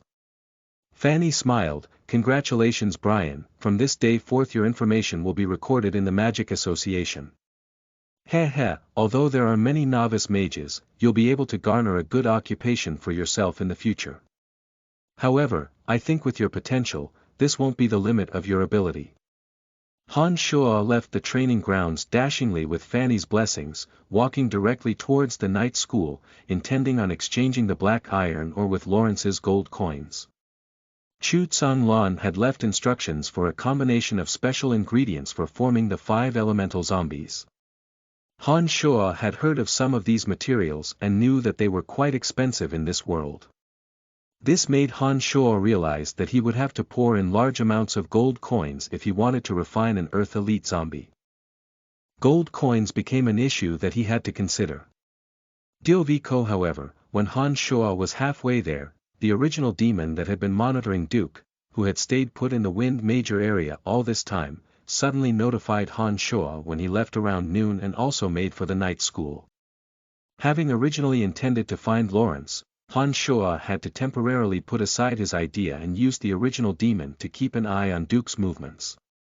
After Han Shuo followed Duke to the night school, Duke met up with Eric, who'd gone missing for a few days. Apart from Duke and Eric, there was another person with them. It was the Earth Rider Knight Clark, whom they'd met in the Dark Forest. This greatly surprised Han Shuo. Chapter 95. The Dark Mantle Stronghold. You are listening at NovelFull.audio. Clark had expressed his obvious love for Fanny during the trials within the Dark Forest, but had been forced away by Han Shuo's evil scheme. Who would have thought that Han Shuo would soon see him again within Academy grounds a few months later? Duke and Clark spoke within a house in the night school, with the senior swordsman standing guard in front of the door as if deathly afraid of someone coming over and bothering the two. Duke personally set up a wall of wind within the house. When Han Shuo's original demon approached, it could only keep an eye on senior swordsman Eric standing guard outside, because they felt a faint pulse of magic. The original demon didn't dare to brashly enter, and thus was unable to overhear what the two were talking about. When Duke and Camilla had met last time in the classrooms of the Dark Major, they had chosen to meet in the middle of the night. They must have surely thought that no one would discover them, and so hadn't taken these extra preventative measures, but it was daytime now, not to mention that they were in the middle of the night school. No wonder Duke took such precautions. Duke and Clark walked out from the house after a while. Duke retraced his steps and left the night school alone.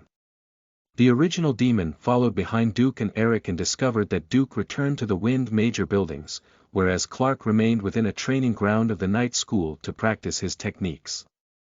This was precisely the time of day when night students would practice their techniques, and Han Shuo didn't stay in the same place to continue observing. He headed directly towards one of the training grounds to find Lawrence, according to the directions he had previously left. Apart from a variety of weapons in the training grounds, there were also several battle steeds, fully clad in heavy armor, that looked quite fierce. The biggest difference between knights and swordsmen was that knights relied heavily on horses during battles. Ability in controlling horses was an important skill that knights had to master. They could make use of a battle steed's force and speed to deploy an even greater amount of strength. Lawrence was dressed in bright silver armor and wielded a long spear, dashing to and fro within the training ground. The battle steed beneath his leads leapt over several high obstacles. As they charged forward, the spear within his hand was like a flash of lightning as glorious fighting aura blossomed from it in midair. Hi Lawrence! Han Shuo stood in front of the door, observed for a while, and suddenly opened his mouth in greeting. Lawrence turned his battle steed around after a shrill whinny, using the long spear in his hand to start a fierce attack towards Han Shuo. Lawrence's spear stabbed directly towards Han Shua's chest, accompanied by the clopping sounds of the horse's iron hooves. Although the attack was unparalleled in ferociousness, Han Shua was unmoved until Lawrence had dashed in front of Han Shua on his battle steed. It was only then that he suddenly whipped out the demon's lair edge, infused it with raging, violent demonic chi and stabbed it towards the long spear. Under the impact from the demon's lair edge, the long spear was broken into two, starting from its point. It was a good thing that Lawrence let go of it in time, otherwise the demon's lair edge might have injured his hand after decimating the long spear. However, the combined force and speed of the battle steed also made it a bit difficult for Han Shua to withstand this attack. The irresistible force of the charge also made his arm, that grasped the demon's lair edge, tremble uncontrollably. Hauling back on the reins and stopping the horse, Lawrence leapt off and arrived excitedly in front of Han Shua after taking off his heavy armor. His two eyes were focused on the demon's lair edge in Han Shua's hand as he exclaimed in astonishment. "What kind of strange weapon is that? It's so sharp." "Heh heh, black iron ore, black gold ore, and many rare metals were mixed in to birth this weapon. It was personally forged by dwarves, it'd be strange if it wasn't sharp." Han Shua explained to Lawrence only after putting the demon's lair edge away. Lawrence picked up a towel and wiped away the traces of sweat on his forehead. "So that's the case, your weapon is indeed quite uncommon. Oh right, have you come to find me this time because you've already acquired some black iron ore?" "Heh." Nodding, Han Shua brought out the black iron ore that he had excavated yesterday from his space ring. "That's right, this piece of black iron ore should satisfy your wishes. Let's wrap up our business." "No problem, give me your crystal card, I'll transfer 5,000 gold to you." Lawrence looked joyfully at the black iron ore in Han Shua's hand as he said, too impatient to wait. After Han Shua and Lawrence had concluded their transaction, Han Shua discovered that another 5,000 gold had appeared in his crystal card and a trace of a smile broke out across his face. Just as both were basking in their comfortable feelings, the Earth Rider Knight Clark walked in from outside. Clark has just walked in and was about to speak when he suddenly saw Han Shua. His face immediately changed as he shouted lowly, "You." Turning his head to see that Clark had come in, Han Shua also gave a slight start of surprise internally. He nodded towards Clark and smiled, "Hello Clark, long time no see. Why did you leave without a word last time in the dark forest?" "Ha! I was framed by a sordid person and had no choice but to leave." So much time had passed that Clark must have certainly understood the truth of what had happened. He immediately made innuendos as soon as he saw Han Shua, cursing a certain someone. Pausing for a bit, Clark looked at Han Shua. "How is Master Fanny?" "I was planning on paying her a visit and also expressing my apologies." "Master Fanny is very well and doesn't need your concern." Han Shua immediately said with a cold look on his face when he heard that Clark had yet to forget Fanny. Hey, what's up with the two of you?" Senior Clark, didn't you graduate already? What are you doing here? How do you know Brian?" Lawrence saw that the two were practically spitting fire at each and hastened to speak up. "I've come back to the night school this time to investigate the matter of my younger brother Claude's disappearance. My brother seems to have had dealings with Brian in the town of Droll. If I discover that he had anything to do with my brother's disappearance, I'll make him pay." Clark's face darkened as he responded to Lawrence and Han Shua. Jumping in horror inside, Han Shua also looked at Clark with some shock. He'd never thought that Clark would be Claude's brother. This meant that he was the eldest son of the chief of the Griffin Legion. Although he'd done away with Claude in a clean fashion that time in Droll, Claude had indeed met him in a bar. If Clark really wanted to investigate this matter would be a bit difficult to handle. "What does that have to do with me? I don't know Claude that well. Besides, his martial arts techniques are so advanced, what could have happened to him?" Han Shua's face was calm as he said indifferently. He then spoke to Lawrence after thinking for a while, "All right, I have no further business, so let's end here today. Han Shuo didn't wait for Lawrence to respond after he'd finished and directly left the training grounds. He left the night school at an even faster pace, hastening off towards the academy grounds. The three original demons had to be recalled back into Han Shuo's body due to the issue of distance. When he found out Clark's identity, Han Shuo felt that something was amiss with this matter. As the eldest son of the chief of the Empire's Griffin Legion, why would he meet with an emissary of the Kasi Empire and stay in that room so surreptitiously? Although he didn't know what the two had talked about, Han Shuo felt that the earlier he reported something he couldn't control to the senior executives of the Dark Mantle, for them to fret over, the better. There was Large Manor to the northern part of the city that was only 300 meters away from Phoebe's collapsed residence. Han Shuo took out the Dark Mantle medallion that was his identity and knocked on the metal door after being unable to detect any abnormalities from the outside. A thin, short youth opened the door after a long while. He first looked at Han Shuo up and down, sizing him up, then asked brusquely, "Who are you looking for?" Han Shuo didn't say much and only handed the medallion over to the youth. The youth looked at the medallion and turned his body to the side to let Han Shuo pass by. The youth returned the medallion to Han Shuo after the latter had entered. The youth had relaxed his facial expression and said faintly, "You've just joined us, haven't you? I've never seen you before. Your medallion is also one that a newcomer would carry. Who's in charge of you?" As he followed the youth inside, Han Shuo discovered that there wasn't any particular magical boundaries or mechanisms within the entire manor. This made Han Shuo feel quite astonished and he observed his surroundings even more closely. He responded carelessly, "I just joined a few days ago, an old man called Candide is in charge of me." What, are you certain? Sir Candide is in charge of you just after you've joined. The youth was noticeably surprised as he asked Han Shuo with a soft exclamation. Nodding, Han Shuo asked, perplexed, "Yes, is there a problem?" Not a problem per se, but Sir Candide is one of the three heavyweights who grasps true power within our Dark Mantle organization. Sir Candide can directly deploy the troops of every city through the Empire without obtaining approval from His Majesty first. He can directly kill ordinary nobles and military officials. You're a newcomer, yet you're directly reporting to Sir Candide. Shrugging, Han Shuo said, "How would I know? He's the one who brought me in anyhow. I've come looking for him this time." "Right, I've looked around and discovered that this secret stronghold doesn't seem to have any defensive capabilities. What's going on here?"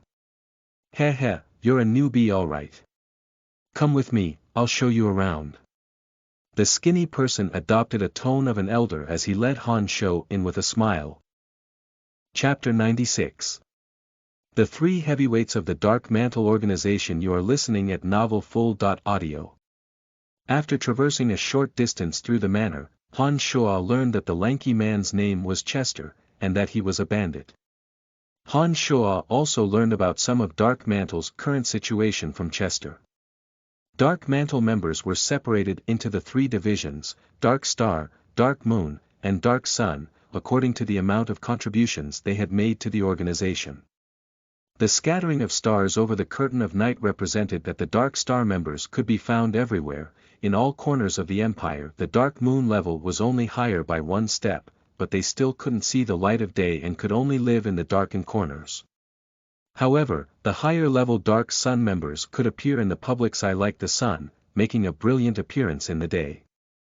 The three divisions of Sun, Moon, and Star were further divided into 5 levels according to their contributions to the Empire. Han Shuo currently held the rank of Dark Star, and the minute star on the back of his iron medallion represented that Han Shuo was the lowest 1-star member of the Dark Stars.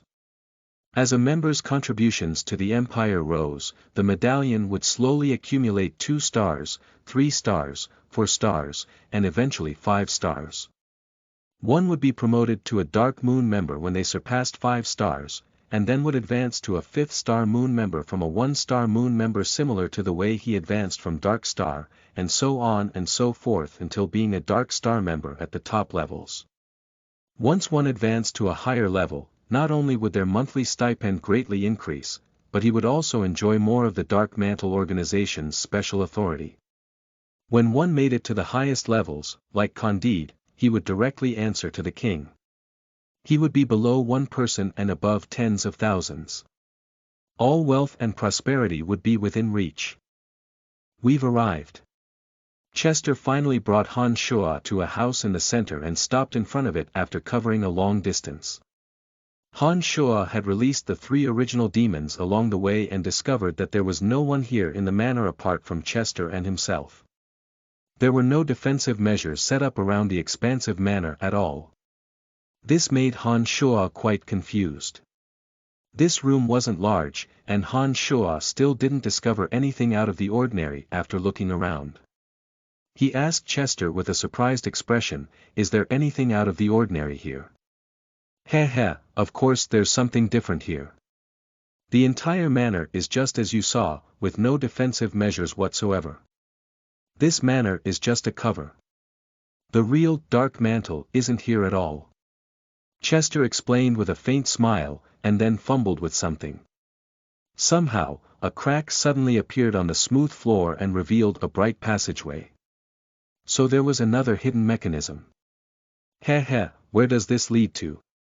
Han Shuo couldn't help but ask when he saw the passageway appear in front of him.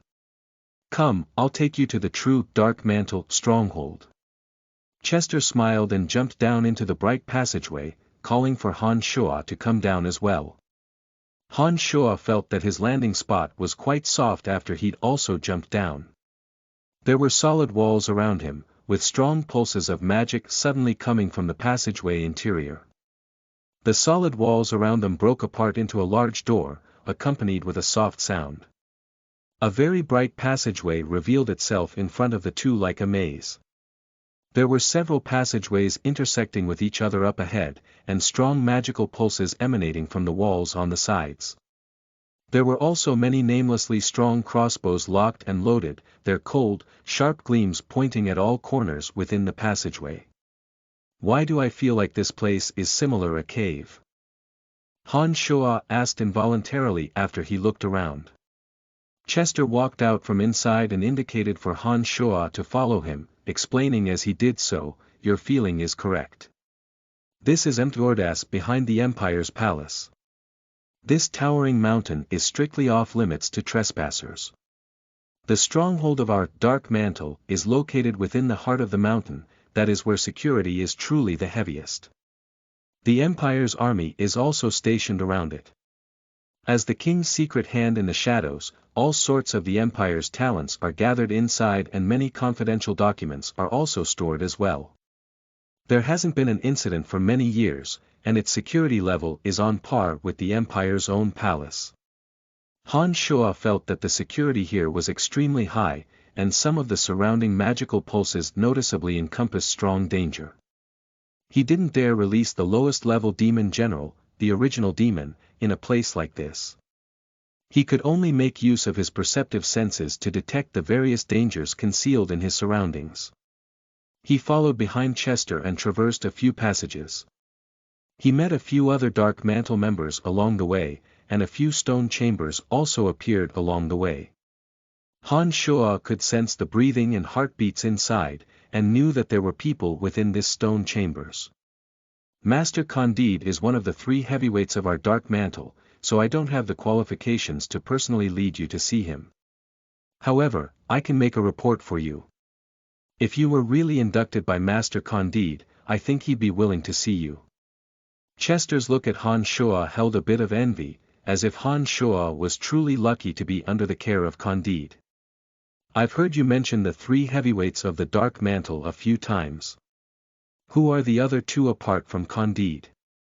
Han Shuo asked as he walked along. "There's also Lord Amies and Lady Cecilia. Lady Cecilia is in charge of all Dark Mantle affairs outside of the Empire. It's also said that she's a charming lady. It's a pity that a small character like me will never see her in my life. Lord Amies and Lord Candide deal with all the matters within the Empire, but Lord Ames is primarily in charge of surveillance and investigation of all the nobles and high-ranked officials within the Empire, and is a man who absolutely lives in the public eye from our organization. If the results of his investigation show that these officials have done something contrary to the Empire's gains, he can arrest them directly and report to the king after. He can even directly execute some of the lower-ranking nobles without asking His Majesty for approval. Therefore, to most of the Empire's nobles, Lord Ames is their nightmare. Lord Candide is in charge of the Empire's internal affairs, including smoking out all the various hostile kingdom spies and putting them to death, obtaining intelligence that is useful to the Empire, and exterminating all hidden threats to the Empire. Chester explained in detail the specifics of the 3 Dark Mantle heavyweights as they walked. The 2 stopped in front of a metal door as Chester continuously explained. After arriving, Chester indicated for Han Shuo to halt and spoke into a small hole in the metal door. There's a Dark Star ranked member who identified himself as Brian here to see Lord Candide. He says that he's under Lord Candide's direct supervision. Wait a moment, I'll go seek Lord Candide's opinion. A completely emotionless, cold voice sounded from the small hole. The metal door opened abruptly after roughly 2 minutes to reveal several round dials. One of the round dials had magic pulsing from it. The voice sounded again, Brian can come in. Stand on the round dial. Chester, you wait outside. When Brian comes back out later, you lead him out along the original path. Yes. Chester responded and explained in a low voice, when we came in just now, we took a short-distance magic transportation matrix. There's a similar transportation matrix within the heart of the mountain, he will take you to where you should go. Nodding, Han Shuo indicated that he understood and rose to walk towards the dial carved with wondrous magical images. A short-distance transportation matrix wasn't difficult to set up, any space mage above the adept class would be able to set one up as long as they had sufficient materials. But a long-distance transportation matrix, like the one that Han Shuo had taken to the Cemetery of Death in the Dark Forest, one that spanned thousands of miles, wasn't one that ordinary mages could set up. This not only needed someone of Archmage level or above, it also needed a large quantity of magical ingredients. Without the support of a great power, this level of transportation matrix would be impossible to materialize. Once more internally sighing in appreciation of the wonders of the Cemetery of Death, Han Shuo stood directly on the magical dial and then reappeared in a spacious stone chamber under the operation of the matrix. This stone chamber was furnished in a very bright and comfortable manner, and was even more luxurious than the Buzzed Merchant Guild. Exquisite magical drawings were carved on the surrounding walls, with a few landscape paintings hanging on them as well. The chandelier above his head sparkled with a soft and brilliant light, radiantly illuminating the entire stone chamber. Candide was sitting at the table near the front of stone chamber, flipping through a scroll with a furrowed brow. As Han Shuo took in his surroundings and once again rested his gaze on Candide, the latter finally put the scroll in his hand down. His hooked face turned towards Han Shuo and opened his mouth to ask darkly, "What's the matter, have you discovered something?" Nodding, Han Shuo summarized the events of the past couple of days for Candide, including Duke meeting with Camilla, the conversations about the Eye of Darkness, and the son of the chief of the Griffin Legion, Clark's meeting with Duke. He relayed all these matters in their entirety. As Han Shuo's explanation went on, Candide's originally grim-looking face became even uglier and twisted. Candide remained silent without a word after Han Shuo had finished speaking, his brow tightly knit together as if considering something. After a while, just when Han Shuo was growing impatient from waiting, Candide broke out into a smile and said to Han Shuo, "Brian, you've done very well, well to the point where I am astonished. It looks like you were born for this type of profession. With your strength, I'm truly surprised that you've managed to obtain so much valuable intelligence in such a short amount of time. Duke is a wind archmage, and even Camilla is a dark adept mage. Clark is a great earth rider. You've obtained so much valuable information under unsuspecting circumstances, I can only use magical as the only qualifier to describe your performance. You praise me too highly. Han Shuo said humbly. Do Vi Ko, you don't need to be humble. You've handled this matter perfectly. Although I'm very curious how you did it, you're one of mine and I wouldn't interfere and question you. Heh, you don't have to think about what comes after this, I'll send someone to handle this matter. Candide used the eyes of one looking at a monster as he looked at Han Shuo and complimented him. Han Shuo breathed a sigh of relief. The thing he'd been most worried about previously was that Candide would suspect the veracity of his words. After all, to conceal himself from so many people yet obtain so much intelligence with the level of his strength, it should have been impossible, logically speaking. What made Han Shuo feel gratified was that Candide didn't doubt the truthfulness of this matter at all. He didn't even ask how Han Shuo had obtained this information. This made Han Shuo feel very surprised. You don't need to find it odd, for our Dark Mantle organization, we only need to know the finals results of the mission. We won't ask about the process. Every member has their own way, and we don't care what methods members use when we set a mission, just that it's completed properly. Therefore, you don't need to worry about anything. We won't affect your life when there's no mission, you can go about your daily routine and enjoy yourself. Candide seemed to see through Han Shuo's thoughts and explained patiently to him. Alright, then there's nothing to do with me for the time being. Han Shuo quite approved of the Dark Mantle's principles and responded with a smile. Give me the medallion that represents your identity. I'll record this very important intelligence in your medallion and the organization's files. I have the obligation to add 2 stars for you. Some members are unable to obtain even 1 star with 10 pieces of information, but the worth of your information is enough to qualify you to gain 2 stars. Candide looked at Han Shuo and smiled at him. Candide then took Han Shuo's medallion and did something to it so that when it landed in Han Shuo's hand again, 2 little stars had magically appeared on its back. This meant that Han Shuo had directly skipped 2 levels and entered the ranks of 3rd Dark Star. I'll be taking my leave now if there's nothing else. Han Shuo was also a bit delighted to see that 1 mission was enough to make him a 3rd Dark Star like Chester and smiled as he spoke.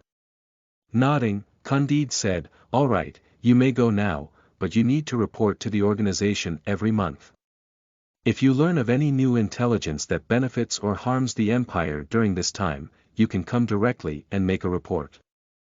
Your contributions will be calculated according to the accuracy of the intelligence and recorded in your organization files. Many Dark Star members advance through the ranks in this fashion.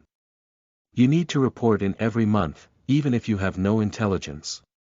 This allows the organization to know your status for one, and the organization will also see if there are any missions suitable for you for another. Of course, you have the right to choose some missions and the right to reject some. Candide added. Han Shuo nodded, indicating his understanding without saying much more and prepared to leave. But when he reached the door, Candide seemed to have an awkward subject to disclose and called out, Wait 1 moment, Brian.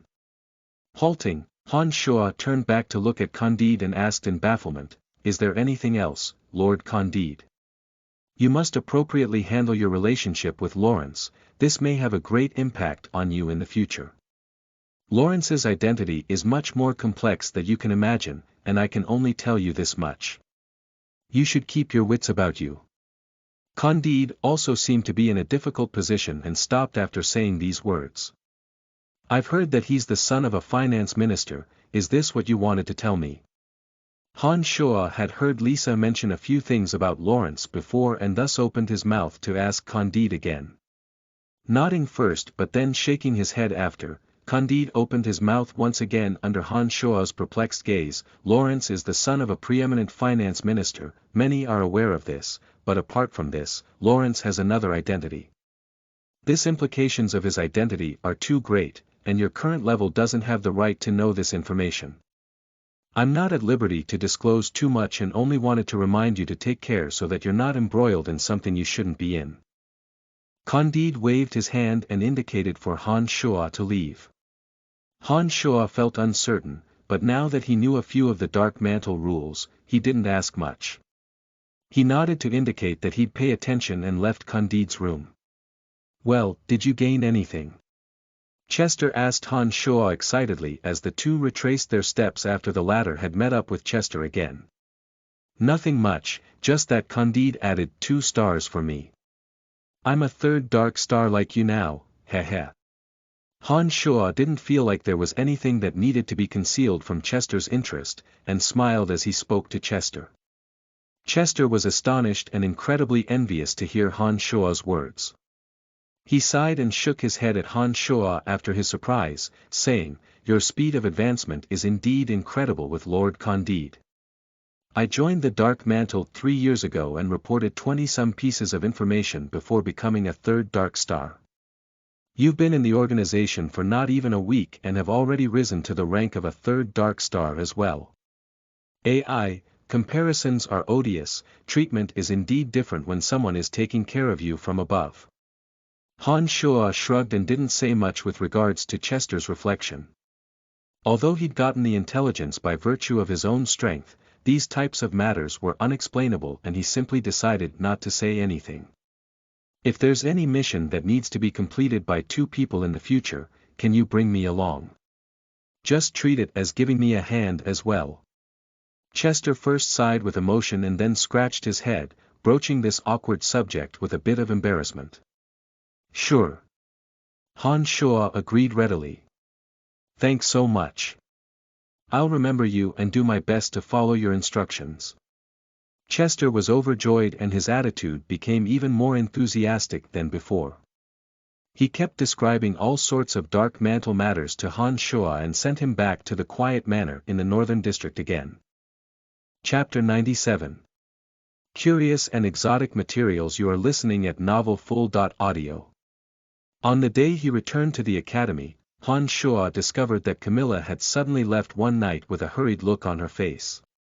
He still hadn't caught sight of her after a day or two, and learned that something had happened at Camilla's home after asking around, and that it was likely that she wouldn't return to the academy in the short term. This was the explanation on the surface, but according to Han Shuo's instincts, they'd probably never see her again.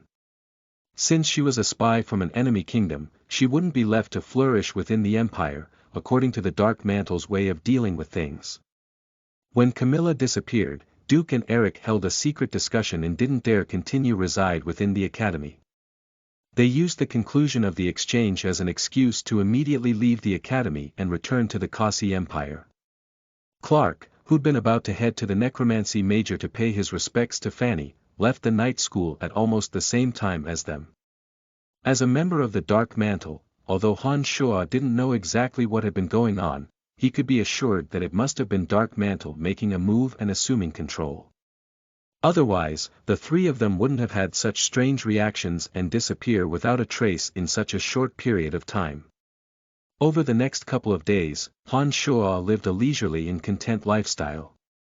He continuously studied magical knowledge and would immediately ask Fanny if he ran into something he didn't understand. He could always obtain the right answer from Fanny, but maybe because he had trained his magical yuan to the molded spirit stage, he would often blurt out the outrageous comments he'd always hidden within his heart whenever he was with Fanny. Whenever this happened, Fanny would pout and berate Han Shuo, and whenever he recollected himself, he tried to find a way to salvage the situation. If he couldn't, he'd just continue playing dumb and try to gloss over the situation. When Han Shuo woke up this morning, he discovered that the weather had suddenly turned chilly. Han Shuo thought for a bit and felt that Phoebe should have had enough time to prepare enough rations for the dwarves to make it through the winter. Thus, he left the academy and set out for the Buzzed Merchant Guild. He also wanted to purchase from Phoebe the various materials needed to refine an Earth Elite zombie. When he arrived at the Buzzed Merchant Guild, Han Shuo discovered that the guards had once again been swapped out. When Han Shuo offered his name this time, the guards immediately let Han Shuo in quite respectfully. Fabian dashed over from a distance after a short while, the very image of health and radiance. He called out from a long ways away, "Hi Brian. Long time no see, how have you been doing?" "Oh, Fabian, it's great to see that you're all right. I thought you'd be well. Since the house collapsed on you last time. Han Shuo was also quite surprised by Fabian's appearance. He'd thought that Fabian had already died from the collapsed building, thanks to the earthquake spell that had been cast when the experts of Shadow Ghost had visited last time. I hid beneath the bed last time when the house collapsed. Candace came by afterwards and found me, saving me from the wreckage of the demolished house. That's how I managed to escape. Fabian's face bore traces of jubilation from having escaped near death as he explained joyfully to Han Shuo. Nodding, Han Shuo looked over Fabian. You look very well now. It looks like your good luck has already arrived. That isn't the case, but since Grover died, the men of Shadow Ghost haven't appeared again. Now that Miss Phoebe has officially taken over the guild, my life with her is much better. Although Fabian protested against the idea of good luck, the happiness on his face depicted the joy and pride within his heart. Many of the decorations and settings within the guild hadn't changed, but the guards within had all been replaced. Han Shuo suddenly stopped halfway on his way further into the guild and looked at the artificial mountain on his left. He remembered that Phoebe and him had had no choice last time but to hide within one of the cracks of the artificial mountain in order to evade Ella's pursuit. When he cast his eyes upon this place again, it had obviously been spruced up. Many potted plants and flowers had sprung up in the surroundings next to it. A rocking chair and a table had even been placed by the crack in the artificial mountain, as if used to admire the views around the area. How come changes have been made here? I recall that this area wasn't like this before. Han Shuo looked around in surprise and turned his head back to ask Fabian. You truly are observant. This place has been redecorated according to Miss Phoebe's wishes. Miss Phoebe has forbidden others to enter this area. She comes here alone to bask in the sun, sip tea, and admire the flowers when she has free time. However, I don't think the view here is that beautiful, but for some reason Miss Phoebe just likes it here. Fabian explained with a look of confusion on his face. Glancing at the crack that the two had taken shelter in together last time, Han Shuo recalled the two's embarrassingly ambiguous position. His heart leapt. Could it be that Phoebe was keeping this place as a souvenir of their awkward encounter? Han Shuo thought this was unimaginably queer when his thoughts traveled to this point, and he repeated that this was impossible. Phoebe was a very proud and high-spirited person, and her looks were exquisite, not to mention that she held the Boost Merchant Guild in her hand at the moment. Rationally speaking, she wouldn't give heed to a minor student from the Babylon Academy of Magic and Force. Fabian had already brought Han Shuo to the lobby when he was thinking this. The former then called over a maid to serve tea and snacks, then left to ask Phoebe to come see Han Shuo. Phoebe walked in wearing a simple, white and practical training outfit. There were faint traces of sweat on her forehead. She seemed to be rather thirsty as she walked in front of Han Shuo, poured an empty cup full of tea, and only focused her beautiful eyes on Han Shuo after taking a few sips. You're here for the rations, right? Nodding, Han Shuo smiled. Of course, why else would I come to the guild if not for the rations? Phoebe curled her lip in a pretty fashion and rolled her eyes at Han Shuo, saying unhappily, can't you just come to see me, your friend? Laughing out involuntarily, Han Shuo teased, it's only been a few days since we last saw each other, and you've just taken over the guild. You must be very busy. I'd like to come see you, but was worried that you didn't have the time. Humph. Not having thought of me is not having thought of me.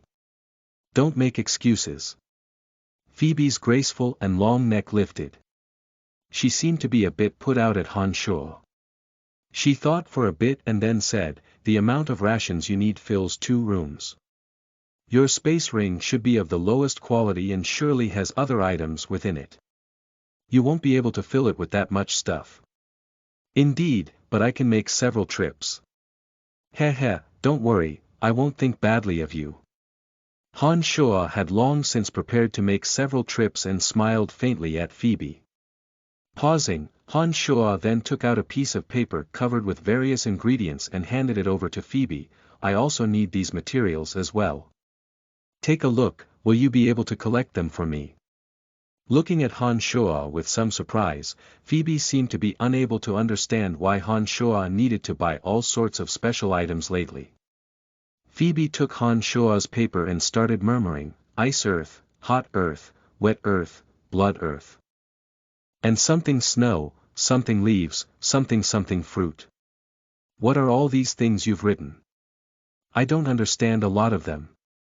Knowing early on that Phoebe would be suspicious, Han Shoa smiled faintly and explained, ice earth can be found in places of extreme cold, hot earth can be found in burning hot areas. It can usually be found in places with lava. Wet earth is usually found in places that are wet all year round and never see the light of day. Blood earth is found where the earth has been dyed red from the blood of fallen soldiers after two armies have fought. There's also the ice snow flower, found in places that produces ice earth, lava from hot earth, a weird black, green grass from wet earth, and fruit that looks like tumors produced from within blood earth. Phoebe's expression grew more and more confused with Han Shoa's explanations as he described the items on the list. Although the names of these items would be different from the names in Chutsang Lan's memories, they should be the same shape and have the same characteristics with names that Phoebe knew. There were also a few items that even Phoebe had never heard of before, and she said that she'd have to inquire with other people after Han Shoa's detailed explanations. When Han Shoa had reeled off the 13 ingredients needed to form an Earth Elite zombie, Phoebe felt completely woozy from Han Shoa's assorted collection of ingredients. If it wasn't for the fact that this person was Han Shoa, Phoebe likely would have not been able to hold herself in until now. She said with a bit of temper, "What do you need all these random ingredients for? If you aren't willing to tell me, I won't help you." Looking at Phoebe in resignation, Han Shoa saw that she was rather huffy and seemed to be in a bad mood. He spoke an incantation and the bone-wielding little skeleton materialized in front of Han Shoa. Under his command, the little skeleton dashed back and forth the great hall with an extremely nimble body, finally sending the bone dagger in his hand towards Phoebe. Phoebe gave a great start of fright as fighting aura flared from her long sword, clashing with the little skeleton's bone dagger. The bone dagger spun and returned to the little skeleton's hand. Han Shoa opened his mouth to ask, "What do you think are the differences between this little skeleton and the skeletons summoned by ordinary necromancers?" "No difference, but that this one is incredible. I've long since seen skeletal warriors summoned by necromancers. There is a difference of heaven and earth between them and your little skeleton. I can feel that your skeletal warrior has only the outward appearance of a skeleton, but that there's a demon hidden within its body. Even I'm a bit afraid." Phoebe's expression was grave as she looked at the bone dagger-wielding little skeleton with some trepidation. "Envy, he used to be an ordinary skeletal warrior, even weaker than ordinary ones. He only knew how to throw away trash for me, but you can see that he's different now. After my secret methods of refinement, he's still a skeletal warrior, but he's slowly growing. You've tested his strength just now as well. I can only tell you that the materials I need are for refining a zombie that will be as amazing as him." Han Shoa looked intently at Phoebe and slowly opened his mouth. Apart from him, no one in this world would be able to grasp the way of training magical yuan. Han Shoa wasn't afraid of letting Phoebe know, not to mention that Phoebe had long since witnessed the miraculousness of the little skeleton's might. In addition, Han Shoa truly did trust Phoebe. This is why he gave her a simple reminder. "Incredible, this is incredible. Your method will surely lead the necromancers in a magical revolution. How did you do it, Brian? You're amazing." There was a light that could be identified as admiration in Phoebe's eyes as she softly cried out in excitement. Shrugging, Han Shoa said, "I achieved this using my exclusive method. We're friends, Phoebe, so I can tell you this. However, you probably know that if anyone else learned of this matter, it will bring me trouble. Therefore, I hope you can keep this secret from me. You've never told anyone apart from me." Phoebe first started in astonishment, and then looked at Han Shoa with a bizarre look. Nodding, Han Shoa said firmly, "Absolutely not. A streak of faint red magically appeared on her stunning cheeks. Phoebe promised joyfully to Han Shoa, "All right, I won't speak of our secret, even if someone threatens my life. You can be certain of that." "Thank you, Phoebe, I'll remember this favor. I hope you can purchase these special items for me. I know that only large guilds like yours can traverse cities and obtain these sort of items from all over the empire." Han Shoa was a bit touched as he said sincerely to Phoebe, "No problem, I'll try my best. I'm thinking that these items will cost plenty of gold. You'll need to prepare enough gold coins." "Heh, I'm not doing this for you for free." Phoebe winked a bit playfully at Han Shoa and teased him with a faint smile. In the beginning, Han Shoa had felt that Phoebe was a coldly arrogant person who was difficult to get along with.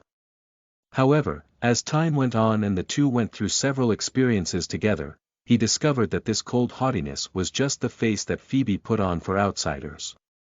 Once she made a true friend, she was easy to talk to and would no longer display any hoity-toityness. This also made Han Shoa truly approve of Phoebe from within his heart, no longer viewing her as a simple business partner. He spent another hour to explain in detail the formation and location of these particular materials to Phoebe, until Phoebe has used pen and paper to take down all of them. Han Shoa took his leave and returned to the Cemetery of Death after he had filled a space ring with the amount of rations he needed from the warehouse that Phoebe had set aside for him. Chapter 98. The Arrogant Elf. You are listening at novelfull.audio. Han Shoa didn't linger long after arriving at the Cemetery of Death and headed directly for the dwarves' village. He finally reached their village when it was almost dusk. Bennett and the dwarves were still as friendly as ever. They took out their limited fine food for Han Shoa to taste as soon as he arrived, and filled Han Shoa's cup full with their specially brewed fruit wine. "You haven't come for a few days, Han, how have you been?" Bennett looked at Han Shoa and asked. "Thank you for your concern, I've been quite well. I've come to bring you the rations that I promised."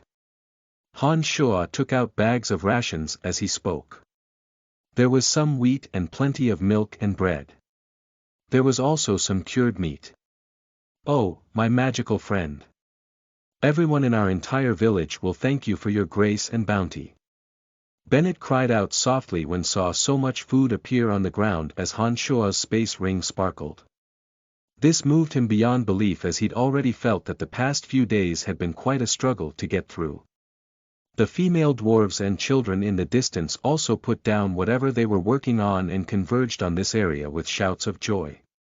They hugged each other with warm tears in their eyes as they celebrated. Seeing the dwarves become this agitated over the rations in front of them, Han Shoa understood that their lives must not have been easy. Every winter must be a type of suffering for them, but because of Han Shoa's appearance, they wouldn't have to worry about their day-to-day living this year. Chief Calvin was bringing the other youths and strong dwarves of the village over from the forges, and was a bit surprised to see the excited cheering coming from this direction. When he drew nearer and saw the piles of rations on the ground, he very gravely expressed his thanks to Han Shoa. "Elder, this is only the first delivery. My space ring can only hold so much. I think I'll be able to bring all the food you need with a few more trips." "Don't worry, Elder, I'll bring over the next batch of food as soon as possible. I think all of you won't have to worry about rations this winter." Han Shoa responded humbly and smiled as he explained to Calvin. Some noises sounded from outside the village at this moment as the dwarves standing guard outside the village brought a few elves in. These elves were wearing clothes with intricate detailing and had flowers and grass woven into a circlet decorating their heads. They held bows or magic staves in their hands, and all the males and females were equally beautiful and handsome. "Dearest dwarf friends, we've brought beautiful jewels with us that are enough to trade for the weapons you've forged. We'll use those weapons to scare off all the man-eating monsters away from here. Are you willing to sell the weapons to us?" The foremost young elf opened his mouth and spoke gracefully. He wore a green bow on his back and faint magical pulses came from the bow. It seemed that this bow was a magical weapon. This made Han Shoa quite curious. Sorry Benedict, I think I've been clear enough. The weapons that we've forged will absolutely not be sold to you, no matter how much you offer to pay. We're not interested. Calvin shook his head and rejected the young elf Benedict quite decisively. Benedict was visibly upset with these words and he said anxiously, "Why? I know there's only 100 or so dwarves in your village, but the weapons you've forged recently number more than 100. You won't be able to use them all yourselves. If black iron or weapons forged by you are imbued with our elven magic, then they'll become even more powerful magical weapons. Why is it that you're not willing to trade with us even when you have no use for them? Is it that our price isn't high enough? Because these weapons have been forged for our best friend Han. These fruit wines are also for Han. So I'm very sorry Benedict, I think that we can't trade these weapons to you just because of some jewels." Calvin resolutely expressed his apologies to Benedict, and then turned his head to call out to Bennett. "Bennett, take the others to bring the weapons we've forged. We're going to give them all to Han today." "Understood, Chief."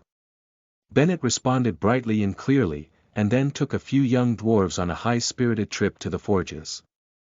All of the dwarves ignored the temptation of the jewels from these elves. "Pardon, is he the Han that you speak of? Humans are the most despicable and evil of all races within the dark forest. You actually chose to trust a human instead of the envoys of nature. Elder Calvin, you can't do this." When the elves saw Calvin point at Han Shuo and direct Bennett and the others to give the forged weapons to Han Shuo, they immediately started complaining with an infinite amount of suffering. "Han is different from other humans. We trust him and help each other. So I'm truly sorry Benedict, I don't think we'll be able to trade these weapons to you." Calvin was unmoved by Benedict's complaints and said stubbornly. The last time he'd left the dwarf village, Han Shuo hadn't thought of using rations to trade for the dwarves' weapons at all. Except, the dwarves would only accept Han Shuo's rations if they undertook such a transaction. Who would have thought that the elves would eye this batch of dwarf-forged weapons interspersed with black iron or not too long afterwards? What made Han Shuo surprised was that the dwarves had already repeatedly rejected Benedict's sincere trading request and had solidly kept the weapons for Han Shuo. "Elder, you can absolutely make your own decisions with these weapons.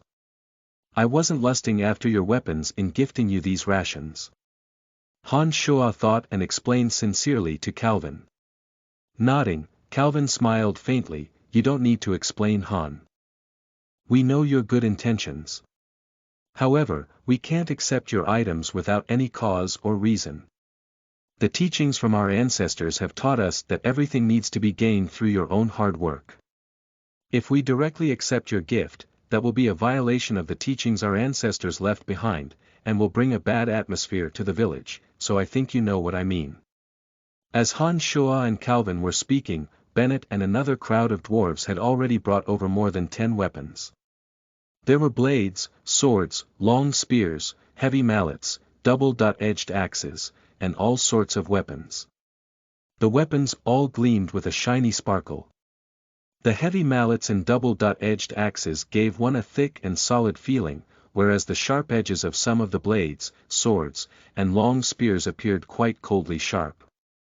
When Benedict and his entourage saw these weapons, their eyes all glinted with excitement. However, just as they were overcome with emotion, Han Shuo sighed with resignation and said, "Since the elder has spoken, then I'll have to hesitantly accept these." Under the greedy gaze of Benedict and the other elves, these 10 or so black iron or infused, dwarf-forged weapons all made their way into Han Shuo's space ring after he'd spoken. "This human friend, I wonder if you're willing to trade the dwarf-forged weapons to us. We've been preparing for a great battle recently and are going to suppress the presence of the forest trolls. If we have these weapons and our elven elders imbue it with magic, they will become astonishingly powerful magical weapons. The strength of experts like us will be greatly increased. We're willing to use jewels to trade with you, what do you think?" A flash of disappointment streaked through Benedict's eyes when he saw the weapons make their way into Han Shuo's hands. He thought for a bit, and then seemed to suddenly think that it'd be easier to trade with Han Shuo, and so immediately spoke with some excitement to Han Shuo. Humans are the most despicable and evil of all races within the dark forest. How do you noble elves deign to transact with us base and lowly races? Han Shuo smiled oddly as he looked at Benedict and flung the latter's words back at him. In order to make the even more greedy and shameless forest trolls pay the price, us noble elves are willing to make a compromise and allow you, human, to trade with us. What shocked Han Shuo was that Benedict didn't seem to hear Han Shuo's strong sarcasm at all, and rather self-righteously displayed his magnanimity. Sorry, I have no interest in conducting any sort of transaction with you noble elves. Han Shuo felt between tears and laughter, and had finally experienced the arrogance of the elves. He couldn't help but shake his head as he turned them down. Han Shuo suddenly heard all sorts of branches and twigs being broken off after he'd spoken, as if many people were approaching this location. Before Benedict had a chance to respond, Han Shuo frowned and asked, "Is there another entourage of elves coming from your side?" "No, just us." "What's wrong?" Benedict asked, askance. His thoughts moving, the three original demons suddenly swarmed out and vanished in three different directions outside the village. After a short while, Han Shuo made use of the original demon's vision to see a dense crowd of 500 to 600 forest trolls, making their way over towards them, in massive columns. The forest troll head that Han Shuo had met last time was fawning over another more bulky-looking forest troll and describing something. It looked like the status of this forest troll was even higher. This made Han Shuo understand that there would be great trouble this time. Chapter 99. A worshipped little skeleton. You are listening at novelfull.audio. Elder Calvin, has the village been discovered by forest trolls? Han Shuo's face turned grave as he turned towards Calvin, asking him in a solemn tone. "Han, why are you suddenly asking such questions? There have been quite a few encounters with the forest trolls recently in the past couple of days, but even we don't know if they've discovered something." Calvin first started and then explained. According to the field of vision coverage from the original demons, Han Shuo discovered that the current amount of forest trolls present numbered around 500 or 600 this time. There were forest trolls, warriors, hunters, and priests. They all advanced in an orderly fashion, and coordinated with each other in exceedingly reasonable ways. This indicated that this batch of forest trolls must surely come from a strong faction. 500 to 600 forest trolls grouped with the right amount of troll hunters and priests would make for a sizable force. There were only 50 or 60 dwarves who were strong enough to participate in this battle within the village. Add to that Han Shuo and a few elves, their strength was completely subpar to that of the forest trolls. This made Han Shuo understand that it would truly be tough to tide over this time's danger. 500 to 600 forest trolls are headed in this direction. It looks like your village has truly been exposed. Han Shuo sighed lowly and slowly revealed the truth. Ednel.co Benedict had listened to Han Shuo's words with some disbelief, but the group of dwarves that Calvin was leading immediately panicked upon hearing that 500 to 600 forest trolls were headed their way. They were at a loss of what to do and proposed wild plans. "What to do, what should we do?" An iron mallet waved in Bennett's hands as he gave a glance at the female and children behind him, appearing very worried and resigned. The dwarves weren't a race that was cowardly and afraid of danger, but they couldn't be irresponsible towards their females and children. When danger arrived, their first thought would be how to protect the women and children. "Chief Calvin, I know that your village is hidden within a mountain valley. Are there any other ways of leaving the valley? No matter how suitable the valley is as a place to reside, I think we need to evacuate as quickly as possible. We'll be hard-pressed to fight against 500 to 600 forest trolls." Han Shuo tried persuading. Calvin's brow was knit tightly as he appeared quite anxious. After thinking for a while, he spoke to Bennett first. "Go assemble all the villagers and have them pack their belongings and prepare to leave from the rear side of the mountain valley. We'll stay back and see if we can bring some retribution to these villains." Bennett immediately left with Calvin's orders, calling out continuously towards the small houses in the back of the village, exhorting all the villagers to pick up rations and weapons, and to temporarily leave everything else behind. At this moment, the two dwarves, who had been standing guard outside, finally rushed in with looks of panic. They started yelling out loudly before arriving where the chief stood, "Bad news. Terrible news. A lot of forest trolls are headed our way. They're everywhere within the shrubbery." Benedict had been a bit hesitant, but no longer doubted Han Shuo's words now. The group of elves, with Benedict as their leader, all unsheathed their weapons and wiped them down with calm expressions. Benedict held the bow behind his back in his hand, appearing ready for combat at any time. "The forest trolls are the natural rival of us elves. I'd like them to taste of our power this time." Benedict didn't display any signs of fright and rather spoke with eagerness. By this time, Bennett had already finished giving the dwarves behind him their orders.